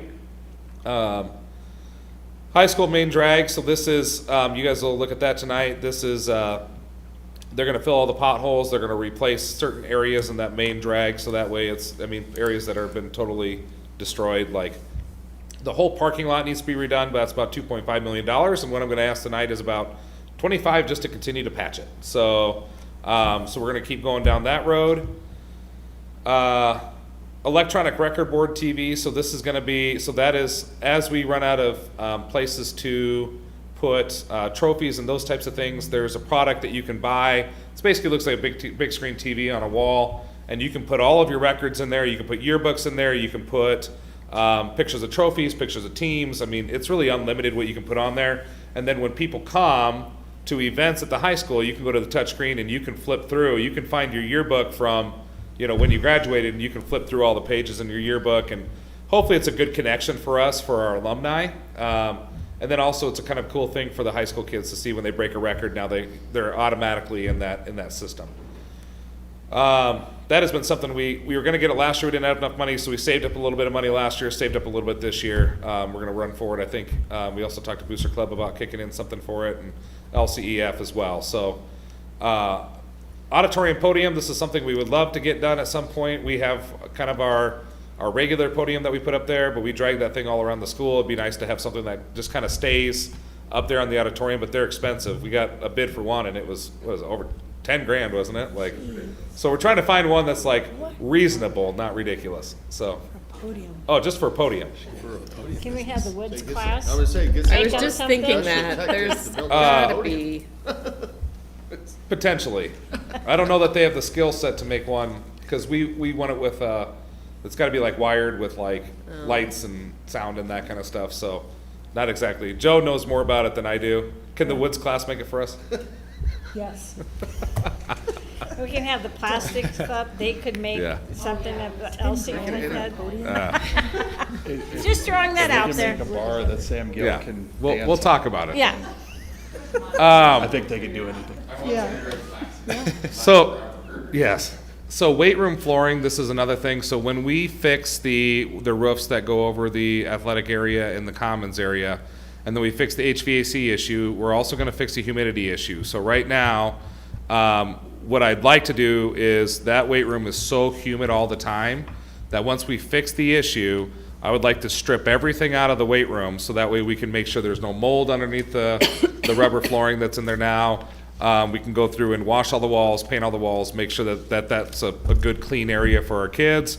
And then we don't obviously want to put the old floor back down. The old floor is terrible. So putting in a new floor in that area. Weight room flooring is not cheap. And then if we're gonna do it, we would like to have, you can have them do it where they have decals built in the floor to identify work areas, workstations, so that way kids know exactly the area that they need to be in. Part of it's a safety issue. As long as you're in your area, then somebody else in their area is not going to hit you. So, so I think we're going to look at adding those stations. It's basically just like boxes with Titan heads is what it looks like, that are separated out along the room. So that way, when you're assigned to an area, you know where to go and you know how to stay there, and you know as long as you're in that area, you're relatively safe. So, so it's weight room flooring. We're not going to do anything with the weights or anything like that this year. We might purchase a couple racks because we have a couple that are in really bad shape, but one thing at a time. The bathrooms have already been painted and remodeled. We've already got a new ice machine. We've already replaced a VFD in the commons. We've already replaced the base in the auditorium. And then we're looking again, I gave Joe a budget this year about $25,000. He's got quite a few classrooms. And one of the reasons is you want to make sure that you're doing 3 to 5 classroom flooring every year, because in some of our buildings we have, there's 60 classrooms or 70 classrooms. So, you got to be able to knock out several a year, and you're still replacing carpet about every 20 years, flooring about every 20 years. So, but making sure we can get it on a rotation. Lift stations, that's a new one. That one actually should be turning to yellow here real soon. That is our it's not septic, it's our sewage lift station. So all of our stuff goes through a pipe and then gets lifted up to city level, so that way it kind of goes down in the city sewer. both of our lift stations went bad in the last 2 weeks. So the option was they can continue to pump them, which at a cost of about $2,000 a day to empty them, or they can look to replace them, but they're at a cost of about $10,000 a piece plus labor, plus they had to wait to get them in. So we're still paying the pumping charge as we're waiting for them to come in. They could diagnose, one of them was completely shot. They could diagnose the other one. It was going to take several days, so several more days of pumping. And then they said they weren't going to be able to guarantee it for any amount of time. So I said, well, go ahead and replace them both. So that is one.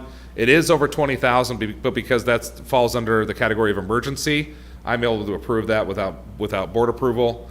Obviously, you guys pay the bills, but if we don't do that, then we're gonna be ankle deep here real soon. So, sorry, too far. Okay. Athletic grounds, baseball, softball fields, you guys approved that last time, and that's just making the fields continue to make them playable, replacing the agar lime, getting rid of lips, etc. Our flagpole at the football field is an aluminum flagpole. It's got a crack that runs all the way up it. And so really we're kind of thinking like at any storm or any time that the wind could come through and it could tear it down. So I would hate for that to happen when we have an event. And so I told Jim, I said, go ahead and get a flagpole priced out and let's get that replaced. So you'll see a flagpole going in. You guys won't see it as far as an approval. It's not over 20,000, but just kind of letting you know that it's there. The fall infield, that was the fall infield maintenance. So we did a fall infield maintenance to kind of get us through, fix a lot of things. And then the spring one right now, what we're doing is bringing in a lot of agar lime to make sure it's really good to go. Technology, you'll see Google licenses, Chromebook purchase that you guys approved. Chris is looking at a new storage device for our district. It's just a new storage server, but they're expensive. We did staff laptops, smart boards. We got a new auditorium laptop. He wants another new server. And the big one you'll see on there is right now we had some money left in technology that we were going to use on, we had set it aside to use on access points, Wi-Fi access points, replacing a lot of those in our district. But next year we're up for E-rate again, and all of the access points can go to E-rate, which means that we can get federally reimbursed for about 60% of the total cost of that. So we're putting all the access points off a year, and I said, is there any other big major thing that's on your list that you'd like to see done? And he said, actually, phone system would be amazing. So our phone system is a Cisco phone system. Cisco's not even in operation anymore. It's not around, and so we are operating off of a system that we can't replace. So even when phones go bad, we have to buy them secondhand, used off the market, and then hope they work. So looking at potentially buying a whole new phone system this summer. If you go down, there's just some different controls there. Land purchase, that was the due diligence portion of it. Keep going down. Transportation, so you see we bought a Suburban. Right now I have budgeted those stop arm cameras.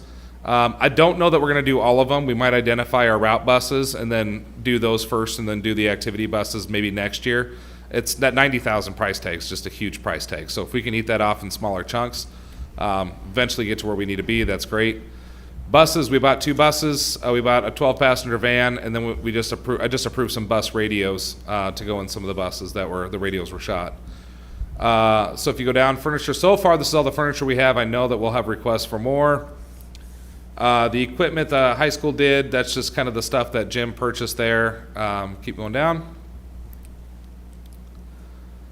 And then you'll see the capital projects. So those are things that, I've already approved the professional services contracts with them, and now we're just looking to get those other areas up and going. So I guess my question is do you guys have any thoughts or concerns of any of those items?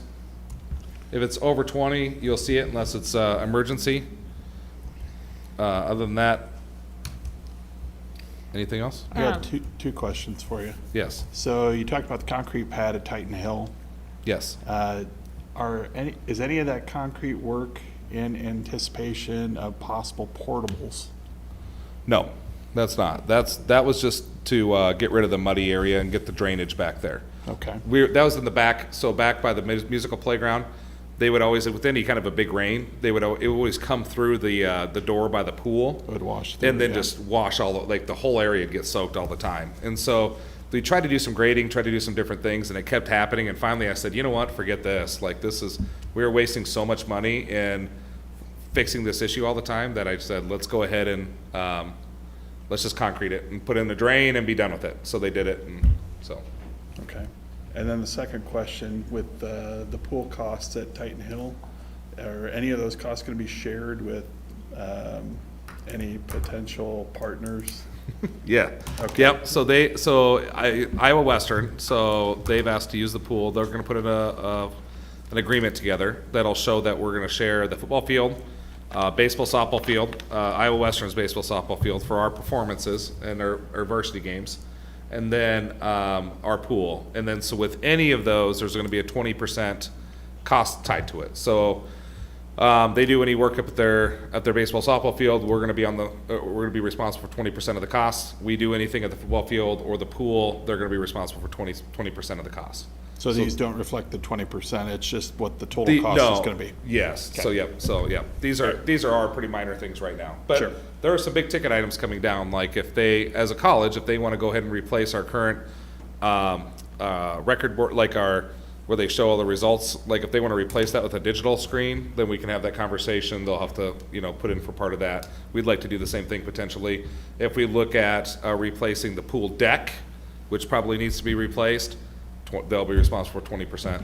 So, but same thing at the baseball, softball field. If they want to expand their bleacher seating, we're probably going to be responsible for 20% of that. So it's just a way for us all to share facilities and funding and everything else, rather than all having our own. So. I have a question. Yes. The lift stations, didn't we purchase a generator not too long ago that was supposed to alleviate that? The lift stations are the actual, it lifts Right. the excrement. Right. Yeah. That was at the middle school. Oh, middle school. That was at the middle school, and that's only for when we lose power at the middle school. And we did it at the middle school because of the fact that it also pumps Titan Hill, the ERC, and the middle school. So if we lose power, we would be ankle deep very fast, versus at the high school, we would have time. And these are the actual stations themselves versus. And it's Yeah. only for the high school, Okay. correct? Yes, Yes. correct. Yeah. So, I saw lift stations, and I knew we had more than one discussion about Yes. purchasing. Yeah. And that was at the middle school, Yep. yeah. The one thing it says that, the pool, the door frame is cracked, is that from settling, is it from? no, I think it's honestly, it's from the chlorine in the pool itself. It's actually eating the metal from the inside out. And Okay. so if you walk back there, there's a pretty good gap, like in the pool frame itself, so. Okay. And then I just want to make a comment about the flagpole for the complex. That's the one by the football field, correct? Correct, yep. I know over the years, the one that we did have, I'm sure this is gonna be, modern, more, better, but an issue is that I think they had to take a lift out there in order to pull the flag down. Right. And so it was never at half mast. The lights were out all the time. And so if we're going to do something, let's do something right, that we can lower it half mast, and even, we might need to have a plan on, during the winter, do we need it out there? I mean, do we need a flag out there? Right. We have flags at the other buildings, and so that's just a suggestion. Yep. Because I think that we need to take better care Absolutely. of the flags out there on the complex. Lucky for us, Jim Edelman, our operations guy, is an old military guy, and so Oh. he is very. Yes. I mean, it's the new pole has a light on it, and it has, so Yeah. he's all over it. So, Okay. yep. Okay, yeah, because the lights that were on, I think they were shown straight up or something, and so Yep. they were always, I even Not had working. I even had to back him off, because I think if it was his, we would have had a 100-foot pole with a 100-foot flag. So I get that. Like the ones that are along the interstate that Yeah. are huge, and, I don't think we need that big, but, okay. Are there any other questions on, projects that, presented for the summer projects? And I'll share this, if I haven't already, I'll share this document with you guys, just so you can access it anytime. Like I said, it's a working document. I'm pretty much the only one, myself and Jim Ellen are the only ones that can actually type in here, so, just so nothing gets messed up. But if you guys have any suggestions as you move forward, things you want us to look into, let me know, and I'll definitely plug it on the sheet. And then as you can see, so I already have 24-25 started. So, you know, as we flip over, then at the end of the summer, I'll start plugging things into 24-25, so. And then these are some of these projected costs? These are, yeah, the ones on the right, those are projected costs. Like, for Okay. instance, right now, I'll tell you, our tennis court is completely shot. Like, there's nothing they can do to it. They've scrolled up just a little bit. It's actually on the high school for whatever reason, I don't know why. But the tennis court's completely shot. I've been getting general estimates, and so to tear out and replace the tennis court, which is what would need to happen, you're probably looking at $1 million. So, Wow. yeah, it's pretty intense. Does Iowa So- Western have a No, tennis court? no, they don't. Anyone we But, can share maybe with? we can get them to start tennis. Yeah. If we do redo the tennis court, the idea will be to move the tennis court, because the high school desperately needs another exit out of the high school, another exit entry point. And if we could, it's too tight right now for it to go, it almost has to go through part of the tennis court in order to, because according to both the city and the state, your entry and exits have to be if you're gonna have two entry exits, they have to be so far apart. So for us to be able to get those in there, it just makes it flow better if it's not there. So, not a big deal. I mean, if we gotta replace it anyway, I mean, you have to tear out the whole thing and replace it anyway, it's a good time to move it. The only difference in cost is gonna be a little electrical that you're gonna have to run out there, and then some grading stuff. I mean, so it's not a huge expense to move it completely compared to what you're gonna have to do anyway. So it probably raises it from that $800 to $1 million, but to get it in a different location. So, like I said, that's something we need to start planning for, whether it happens next year or the year after. But that's why on the bottom you'll see there is about $300,000 left to spend this year. Some of that will get eaten up just because projects sometimes go over, and it's inevitable. We're going to find things that need to get done this summer that we're going to need to throw in there. But right now, I'm not planning on adding anything else to this, because if we can carry over, $200,000 to next year, then that's something that we can pinpoint for the tennis courts when we move it over. So, and we have a ton of other issues, as we all know. The problem is balancing what we have to do within the buildings and what we have to do to keep kids safe. And right now, I don't know that the tennis court keeps kids safe. So, I mean, huge cracks that we can't fill. So. Right. Okay. All right, any other questions? All right, now we have 7.02, scheduling committee report. Sorry, Joe. It's Joe's wife's birthday today.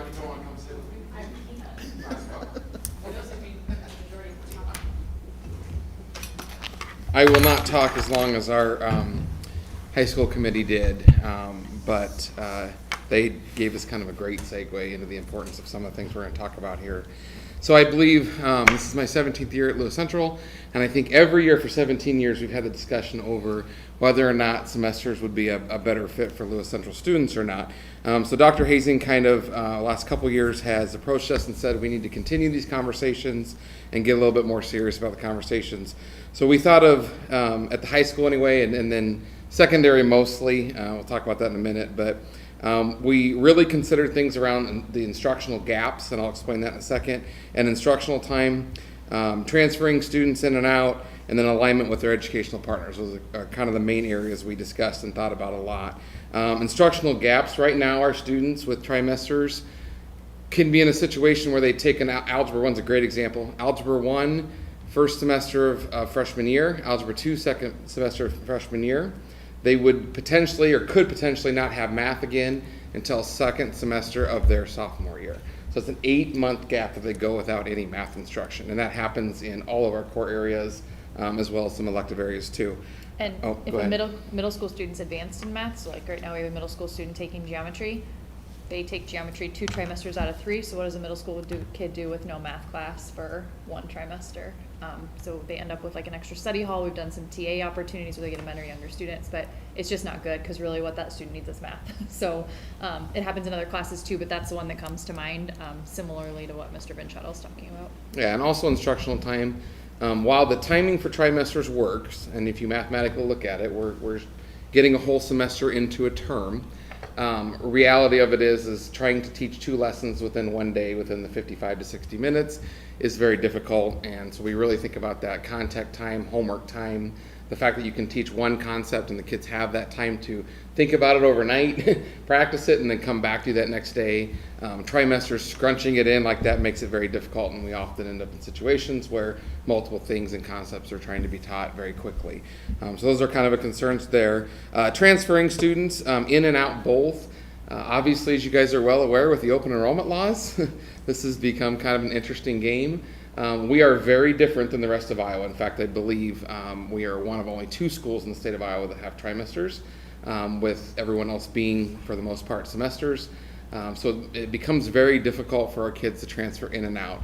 When we get kids in, placing them in classes where the appropriate structure of the class and where their units fall is very difficult. Most of the kids transfer. Most parents think, hey, I'm going to wait to move my kids until after the winter break because that's when naturally everyone else would start a semester. They're coming into us in the middle of a term, which doesn't really work. And again, for our kids leaving us to and going to other schools is an issue also. So that makes it very difficult. Alignment with educational partners, this is one of the big ones. Educational partners including ISD, Zoo Academy, and probably most notably Iowa Western. We have made it work, but I know several of you have had students that have lived this. Right now, the way it works, a student, if they want to take an Iowa Western course, they have to give up for at least 2 hours of both first and second term, which is 4 sections just to take one class at Iowa Western. Again, we make it work, but it's not ideal. It's not good for the kids. We also, in addition to that, have worked really hard with Iowa Western to try to get them to bring instructors to us so that we can take out the driving issue. And it really doesn't work. They just, it gets to a point where they're like, no, we cannot give up an instructor that's only going to work up until in November. So we really need to look at how we increase that availability of courses and alignment with those educational partners. I think that's a big one for us. And I'm not telling you anything you guys don't already know. But just prefacing it by saying these are some of the important things that we discussed and talked about as we went through the process. I mentioned Dr. Hazing said something to us last year. We met as a district team. In that meeting, it was kind of decided that the elementaries felt like there is 0 cons to moving to semesters for us. In fact, as you guys are all aware, they've already made some moves in that way of eliminating conferences, for example. So they said, we're really good, you guys can go on without us. So Mandy and I spent quite a bit of time this year talking to our BLTs, our teachers. We gathered survey data from all of our teachers in our building. We at the high school specifically gathered some survey data for Hawkeye 10 schools, and then we took all the 4A schools and a chunk of the 5A schools because we're kind of bigger 4A. So we took the first half of the 5A schools that are similar size to us, gathered survey data there. We looked at 4333, which is kind of our state requirement, and then the Chapter 12 offer and teach requirements. So we've gathered all that information, spent a lot of hours looking through that, diving through it, building pros and cons sheets. Did you share this with them, Dr. Hazing, the final proposal? No. Okay. I'll have Dr. Hazing share this with you, but this kind of walks through the process that this was one day's meeting, but what I want you to know that this was a culmination of several hours of conversations with individual departments, with teachers, with building leadership team. I think we did 3 special meetings where we spent 3 to 4 hours going through some of this stuff.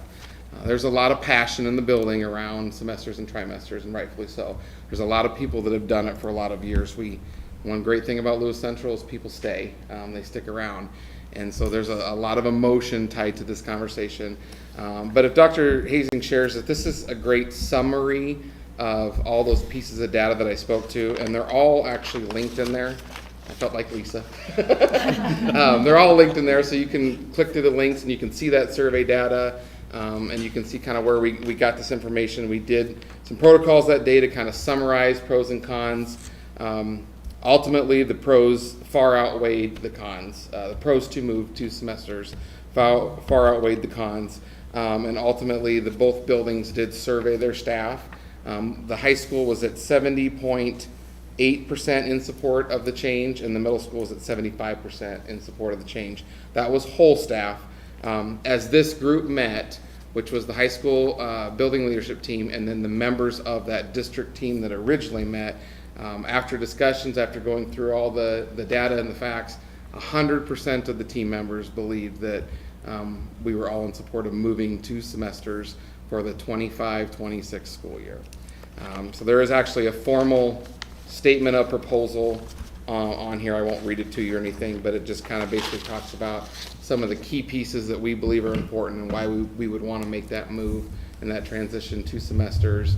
And then it includes also the 25-26 school year. What did I forget, Mandy? Not a lot. I think a couple things about the middle school. I want to commend Mr. Vinchatto and his team, because obviously a lot more goes into this conversation at the high school level. It is different. It is credits. It is a whole lot. I'm not even going to pretend the middle school is that complicated. Our biggest, honestly, thing that changes as a result of this is just our reporting dates for our core classes, because they're already functioning as year-long courses, like what the high school will be essentially, or semesters. And then our exploratory. Our big push by exploratory teachers is right now 60 days is a trimester, so I see my kids for 30 out of 60 days. If we move to quarters, I see them for 22. And that kind of can take down some learning. So the fact that middle school may continue to meet as trimesters for exploratory, but that changes nothing about the system. It just changes when our kids switch classes. So we actually did a little bit of looking on our own at other middle schools. Some middle schools function as quarters within semesters. Some function as trimesters within semester year-long. Some are hexes, actually, where they change every 6 weeks. So I think that just the nuances of our schedule might not change significantly, but the thing is that we want to do what's best for the entire system overall, which, given all of this data and conversation, is clearly to go to the year-long and semester conversation. So I just wanted to talk about that piece, just because our exploratory teachers don't want to lose time with their kids. They don't want them for less time if it's a quarter, but to extend out to that full semester length might be kind of a challenge, and our kids would lose opportunities. So just one of those things that I wanted to add for us. So we're kind of still in the mix of what we might do in terms of exploratories, but clearly it doesn't change the conversation of moving to the semester in the long run. So does that make sense? It does, and that's a great segue to the question I was going to ask at the end of this. So 25, 26. From a high school perspective, you have students you're going to have to transfer from the trimester to the semester, their credits, the scheduling. Do you feel like 1 year is long enough to make all these changes? I do, and thanks for asking that. Appreciate that greatly. We've talked a lot about that. We've already started strategic planning, actually, for every department, and they've started their process, and then the admin team and coaches from a supportive level are going to start to meet with each of those departments. I want to be clear on a couple things. It has not been, graduation requirements have not been settled. That is a very passionate conversation. In fact, we found through the process, we thought it was a semester, trimester conversation. It's really not. They're not really worried about semesters. They're worried about the grad requirements. So we're not quite there yet on that. We're still working through that. And then also the actual structure itself of what it looks like. We don't have a final decision. We've run a lot of data, mock schedules. We know from an administrative standpoint what we can support with the resources we have. But with that said, we're also willing to look at some fun opportunities to see how can we implement intervention, how can we make sure that, one of the very passionate things is any lab class really enjoys a 60-minute class period, because that's unique for them, because not a lot of schools have 60-minute class periods. It's really nice to be able to get a lab in 60 minutes instead of a 40-minute or 42-minute or whatever it may be. So we're open to looking through some of that stuff. We're not quite done with the actual nuance of what that schedule will look like, but we're working on it. We're plowing through that stuff. But I do believe that the staff is on board, knowing that we're going to dedicate some time next year, that we can get it done. There'll be a lot of decisions, because we're going to have to talk through grad requirements. We're going to have to talk through how classes are grandfathered in or not. We've got a lot to go through yet. Right. But I think we're ready for it. I actually think there's some excitement to it. Okay. Yes. There was, in the survey data, as you'll be able to see, there's a lot of change is hard. You know, I'm just not wanting to, you know, I think this is good for kids, but I'm just not ready for the change, but I'll do it, you know. But we'll step them through it and provide the support, and I think ultimately it'll be what's best for kids. So with trimesters, it's 6 courses, three trimesters, that's 18. Yep. If we go to semesters, that's 8 courses a semester, times 2, so that's 16. So with 2 less courses, are we missing out on anything from a curriculum standpoint? From Great students? question. So if we would go with an 8-period day, it'd be 16, which is, to be honest, from a resource standpoint, that looks like what we're gonna have to do. I think the things that, in my conversations over the several years of talking about this, that I don't think we always think about, we have several courses that are 3 terms long. So moving to 2 terms isn't gonna affect them. We also have a kid, let's say you're a band vocal kid. Right now, you are giving up 6 sections to be in band and vocal because you're in it all year long, so that's 3 terms. Well, band and vocal will move to 4 sections then, so you've made up your 2 sections right there. Same thing goes with the PE kid. And if you're a kid that always wants to lift all year long, you're giving up 3 sections of PE. Well, now you only have 2. And so I think we're going to make it up. Actually, the contrary. I think we're actually going to end up in a situation where we're providing more opportunities because, again, those Iowa Western kids, they have to give up anywhere. Most kids are giving up 9 total sections in order to take 4 classes out of Iowa Western in a year, and that's ridiculous. And so I think we will minimize that and actually offer more opportunities. I really do believe that. Well, and you'll have enrollment go up in those elective and on-campus classes because they have the opportunity to take them. That was something that came out of that scheduling committee meeting. Yep. I think it's a necessity to do it this way just because of the Iowa Western and collegiate opportunities that these kids can have. And I think I know it'll be a growing pains, but it'll be a good thing for them in the future, for sure. Yeah, I think it's, I mean, we know we're biting off quite a chunk, but we're ready to do it. I absolutely think we're ready to do it, so. So as far as the district goes, one of the things that, pretty much the only thing it really affects for us as a district will be our calendar. So next year's calendar will stay the same. I'm gonna be proposing a new calendar for the following school year, probably in May or June, so that way we have it ahead of time. But when you see calendar changes right now, when you make a calendar, it's really hard to balance the 3 trimesters. Now we just have to balance 2 semesters. And then instead of 3 parent-teacher conferences, you're gonna only have 2 parent-teacher conferences. So from a scheduling standpoint, there will be some changes there, but it'll allow for more flexibility because right now it's hard to pick where certain holidays and stuff are gonna lie because you don't want it in this trimester, otherwise it throws off the dates. You're gonna move to this trimester, so gives a little bit more flexibility. So That was actually in the con section, or in the pro section of every part of it is, I think our calendar will be better off because of semesters. One thing that got brought up often is, while some feel it's very convenient to have a finals period during the state tournaments, both basketball and football, volleyball, they all fall there. It is a pain in the butt for kids, you know, and to have kids gone and trying to make up finals.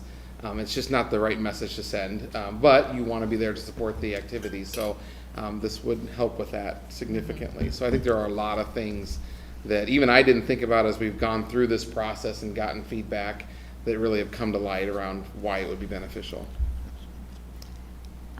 When did we go to trimesters? Do you So I know? was actually talking to Carrie Lewis, I think it was 97 or 98, somewhere in there. The year after, That yeah, sound- the year after okay. we got it. Yep. Okay. So that'd been 97 then, right? Right. 97, The class, okay. yeah. I believe we were one of the last classes to have semesters all the way through. So it's been a hot minute. Yeah. Yeah. I think I was going to board meetings at that time, not as a board member, but Okay, in the yeah. audience and everything when they were talking about it, because that was one thing. I remember they were saying the benefits of trimesters is that the kids who are in band and, you know, are in the AP classes and everything, they could do more. So that's why it was the trimesters, they could be involved in everything. So is this going to affect those kids? I mean, are they gonna have to make a decision on, well, I can't do band because I need to take this class? I think it'll positively affect them, actually. I think Okay. they'll have more opportunities. One great example with an AP course is, right now, with the way all the sections roll out, we can only offer a single section of AP, whereas we may be able to offer multiple ones because we don't have to worry about an AB and an AB. So I just think that, and again, the Iowa Western piece of it, those same kids that are in band that want to take Iowa Western classes are giving up so many sections for travel time. And so, Iowa Western goes until about December 11th, 12th, somewhere in there. But that's a chunk of our second term. Right. So they can't add a class second term if they're in Iowa Western. So now that second term's gone. And then it goes into March. And so they couldn't get into Iowa Western class then, or it had to fit exactly in their schedule for the second semester out of Iowa Western. So they end up giving up large chunks. And ultimately it results in a lot of kids who we would love to see stay on campus and take advantage of our programming, have huge gaps in their schedule. And we don't have open campus, but I mean, they were like, well, I have an Iowa Western class and I want to be gone for the next 4 hours and then I'll be back for 1 hour. And then I actually think it's going to increase the availability and opportunity for coursework. Well, and AP courses, the way that they're scheduled right now, they were talking about how they don't have kids for a very long period of time before AP exams come up because of the trimester starting in March. Whereas if it started at semester, that's a lot more time to prep and plan those. And it's possible you could have AP Lang and Comp try 1A, AP Lang and Comp B try 3, and have a gap in the middle, but not get to take the AP test until the end of the year, which is not a great scenario. And again, we've had success doing it. I will not say that we have not. Right. We have had success doing it. I am looking forward to what we can do when we've got them all year long. I'm excited for that. Right. Well, in that gap, it's just like they had a summer vacation in between two math Can be, classes, yeah. basically. Yeah, and with it being over try 2 and having a winter break in there, it makes it nice and long. Yes, yeah, and then trying to catch up Yeah. and remember, so, Yeah. yeah. Is there any other questions? Sounds to me like we're making the right move. Change is Right. good. Right. Well, and especially with the CTE classes, they probably didn't have them as many back in 97, 98 that they do now. And a 4-year college isn't for every kid. We want to give them every opportunities and to whatever they want to do. And if it's the Iowa Western classes that they can take or whatever it is. And so I think that, we have to change with the times and do what's best for all the kids. Yeah, even my 12 years in administration, we have, I think, 5 times the number of enrollments at our Western than we did. So, and that was even 2010. Yeah. So, Yeah. or 12, or whatever year it was. Can't do my math very well. Yeah. Well, thank you for all your hard work on this. Yes, I thank you know guys. that's something that, we need to make sure our kids have every opportunity, all the kids. So We're thank you. excited. So, Thank you. Thank you. Thanks. Okay. We'll be back, don't worry. All right. We've got lots of decisions to make. You guys are good to go home. Yeah. Okay. We're just finishing up on reports. Yeah, there you go. Now let's start the meeting. And so now we'll go on to our discussion items. And 8.01, 2024-2025 budget and certified levies. So yeah, just recommendation would be to approve the 24-25 budget and certified levy as presented by Andrea earlier. Do we want to hold off just a second until all comes back so we can vote, or we? Well, we're just discussing. Well, we're just just discussing right discussing. now. Okay, good. And Okay. he was in on, I mean, unless the board member Perfect. has any other questions on what we heard at the hearing. Sorry, I got ahead of myself. So- That's okay. That's no problem. I do So that. the next as one's I presented earlier, it'll be $10 and $10.28795 dollars per $1,000 taxable valuation. Just so that the board aware, this is lower than the initial maximum property tax that we submitted in March, and that was presented at our first public hearing. And it is the rate that is equal to what was published on April 4th. So we meet all of the guidelines that is new with the legislation this year. So after it is approved this evening, I will submit it to the county and the Department of Management. And that is the other thing that is very different, is the deadline is no longer April 15th. So it is April 30th. So we still meet all of those guidelines as well. Okay. All right. And this is the budget just to run the school district? Just to run the school. Yep. Yep. All right. We'll go to 8.02, summer asphalt repair renovation projects. So I did email you, we did get bids in on Friday. I did email you a copy of kind of the rundown. So for asphalt bids, we did ask them to bid out per building. When they all came back in, I thought it was reasonable enough to go ahead and make the recommendation to follow that, or to I'll do all buildings. So this would include at Creft, this includes putting the road in the back, any pothole repair, damaged areas, crack filling, and then painting the lines for the parking lot. Titan Hill, it includes the road in the back, pothole repair, damaged areas, crack filling, and painting lines. At the high school, it just includes fixing all the damaged areas, crack filling, and painting lines. And then at the middle school, it includes fixing all the damaged areas, crack filling, and striping. Century Asphalt, we had 3 bidders: Century Asphalt, Surface One Asphalt, and then Lakeside Landscaping. Century Asphalt came in at the lowest bid, and their total was $36,038.91 for all 4 areas. So my recommendation would be to go with Century Asphalt for that. So that's $36,038.91. $0.91. Okay, so 36038.91. All right. Any questions on that? What's the time frame? They would get going, well, some of the potholing, they can get going, like they'll start on the Saturday whenever this is approved. And then the other stuff will be a summer project. So they'll do, all the potholes will be filled, but they'll go through and do all the crack filling and everything else in the summer when the parking lots are empty, so. So for the concrete work for Craft, that would Yeah. be, so do we know when they would be done? They just, Concrete or asphalt? well, Or they'd be asphalt? doing the both. Yeah. Concrete and asphalt Okay. would kind of be going on simultaneously. And so, yeah, all of that'll take place during the summer months, so. Okay. Any other questions?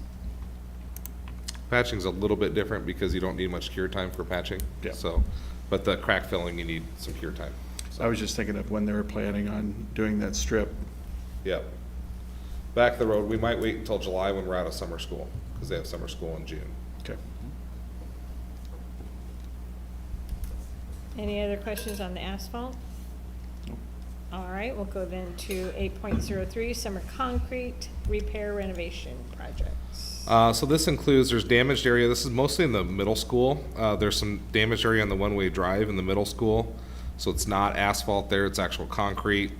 And then this also includes excavating along the building, removing those trees, and then adding concrete back in there added with curbing. So there's, no curbing right now. So that Century Asphalt came in $24,268. Paulson came in at $33,400. Lakeside Landscaping came in at $26,472 for those projects. So recommendation would be go to Century Asphalt, $24,268 even. Any questions? All right.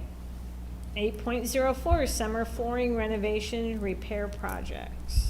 I'm gonna actually ask you guys to hold this. We got the bids back in, but then both the high school and Crep came in with more classrooms that they want done, and so we had some room in our budget, and I said, okay, let's wait. I like to bid them out in big packages, because usually we get a little bit of a discount by having a company do multiple rooms, because they can send one crew out, so I'll bring that on May 6th. Okay. So that one you want to Yep, go ahead and table that one. table it. All right, 8.05, recommendation to move from trimesters to semesters for the 2025-2026 school year. I just think it's nice to have you guys give your blessing, and then just, so that way when we move forward, it's kind of a collective decision. You guys heard the process that had gone through from the staff to make that change. I support it. So just kind of before we make the move, because it does affect a lot. I mean, it could affect a lot down the road. Staffing, calendars, all sorts of stuff. So just wanted to make sure that you guys are good with it as well. Any questions, discussion? I was just surprised to hear that we were one of 2 schools. I think there's actually 3. 3? Yeah. Okay. So 3 total schools, Cedar Rapids, us, and a smaller district. Pretty small number, yeah. Yep, out of 328 districts in the state of Iowa, there's 3 that have trimesters. I didn't realize it was that few, but I mean, Yep. it is what it is. Okay, we'll go then to 8.06, ratification of collective bargaining agreement with the LCEA. So this is a 2.7 total increase for salary. Obviously benefits are different, but for salary, this is what would go on the salary schedule. It includes movement on all steps and lateral movement due to class advancement. They would like $333 on the base and a career increment of $300. This also includes language that allows me to approve non-graduate level credit to move on the salary schedule. So right now, in order for somebody to move on the salary schedule, they have to have a graduate credit. What I don't like, what I like about it is it encourages people to go out, continue their education. However, what ends up happening, and this is honestly what ends up happening, is there are a lot of people that take credits, graduate level credits, and things that are really beneficial. And then there's other people that'll take, Google Works, 802 off of some, online college website because it helps them advance. I'm not sure what their actual skill development they're getting from that program, but it is, that's how they advance. Last year I was approached by a teacher who wanted to go back and get his electrical endorsement because he was teaching STEM at the middle school, STEM activities. It's actually Nathan Van Zanti, and he's leaving us this year, otherwise this would help him. But he said, listen, I can go get another master's. He's like, but that doesn't really help me. He's like, I don't know what that does for my class to improve my class, but he's like, if I could go get an electrical degree and I could teach kids how to wire these things and do that, he's like, that would be greatly beneficial to me.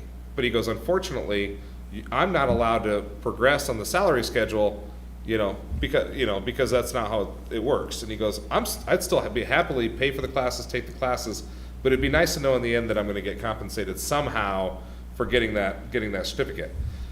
And so I was talking to our attorney, and I just said, how can we do it? And he said, well, basically you just change the language that allows you to provide that, basically allow the superintendent to kind of have that ability to say, you know what, that makes a lot of sense. That would be more beneficial to us than you going and getting a master's in something that's not really going to benefit you in that area. So, and then I can basically let him use those credits to move on the salary schedule. It doesn't leave a blanket for anybody. They still have to apply and say, hey, this is what I want to do, because it has to fit within their curriculum area. If somebody came back and said, well, I'm going to get a master's in zoology, and or I'm going to take these zoology classes and I want to move, and I'm like, but you're a PE teacher. I don't know what zoology does for you in PE. I can say that's probably not going to be approved. So we can have some control over that yet, but then it just leaves a door open for other opportunities. Another example would be, we had a language arts teacher in Missouri Valley one time. She wanted to go and she already had a master's. She wanted to go we wanted her to get an endorsement in speech so she could teach speech classes. Well, all the speech classes were undergraduate classes. So even though we paid for the coursework she did all the time, we could never really technically compensate her for it because she couldn't move on the salary schedule. That would be an opportunity where we could say, those 9 credits that gave you the speech endorsement, we're going to allow you to move on the salary schedule because of those 9 credits. So, and then outside of that, changes the supplemental salary schedule for cheer, dance, and mock trial sponsors. So essentially what I did was I increased the cheer and dance sponsorship was less than the cheer, so I moved it up to where the cheer was. And then we added an assistant dance, and then mock trial wasn't in there, so we added that at the same level as like student council. So those were the main changes. Love to do a lot more on the supplementals, but we have to do it on an incremental basis or we're gonna outspend ourselves. So So they did pass it last week. I got the notification last Thursday is officially passed by the LCEA. So we're all good to go. So as soon as you guys approve this, then we can start handing out contracts. Is there any questions, any discussion?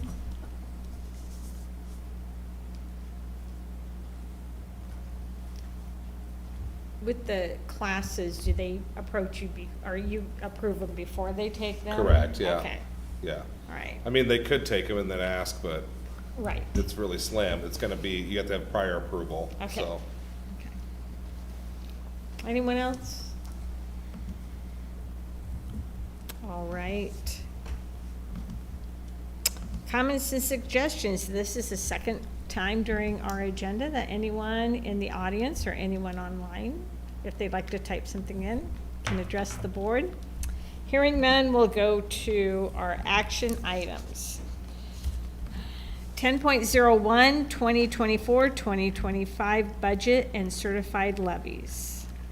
Madam President, Mr. Houston. I'd like to make a motion to approve the 2024-2025 budget and certified levy as presented.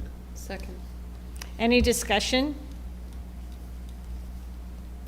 Vote, please. Mrs. Peterson?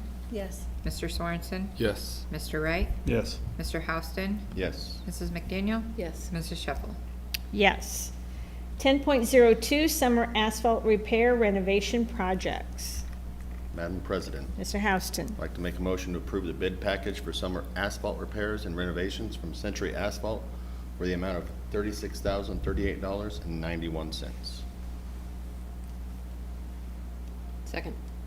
Any discussion? Vote, please. Mr. Sorensen? Yes. Mr. Wright? Yes. Mr. Houston? Yes. Mrs. McDaniel? Yes. Mrs. Peterson? Yes. Mrs. Sheffel? Yes. 10.03, summer concrete repair renovation projects.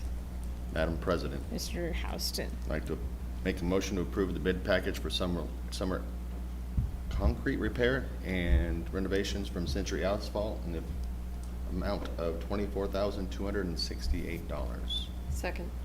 Any discussion? Vote, please. Mr. Wright? Yes. Mr. Houston? Yes. Mrs. McDaniel? Yes. Mrs. Peterson? Yes. Mr. Sorensen? Yes. Mrs. Sheffel? Yes. 10.04, summer flooring renovation repairs projects. Madam President, Mr. Houston. I'd like to make a motion to table this particular agenda item until we get a more comprehensive bid on flooring. Second. Any discussion?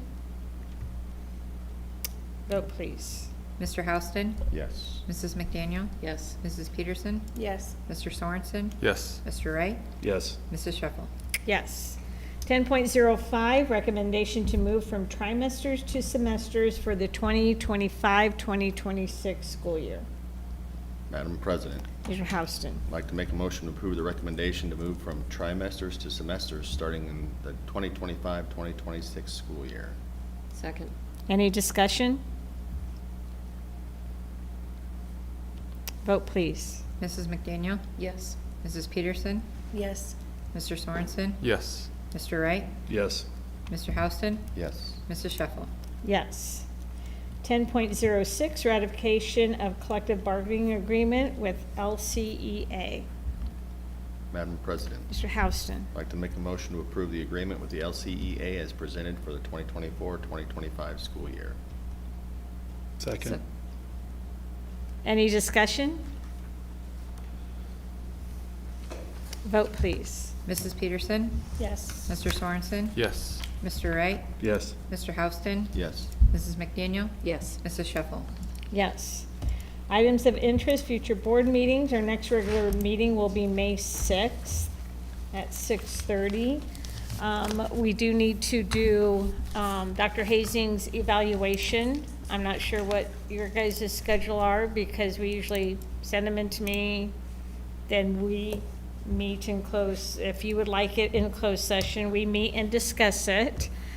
And then present it to you at another date. And a lot of times, things get kind of busy, and it's coming up May.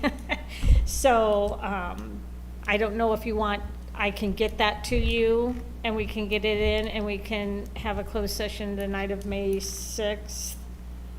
And then we can find a date when majority of the board is here, and then present it to you.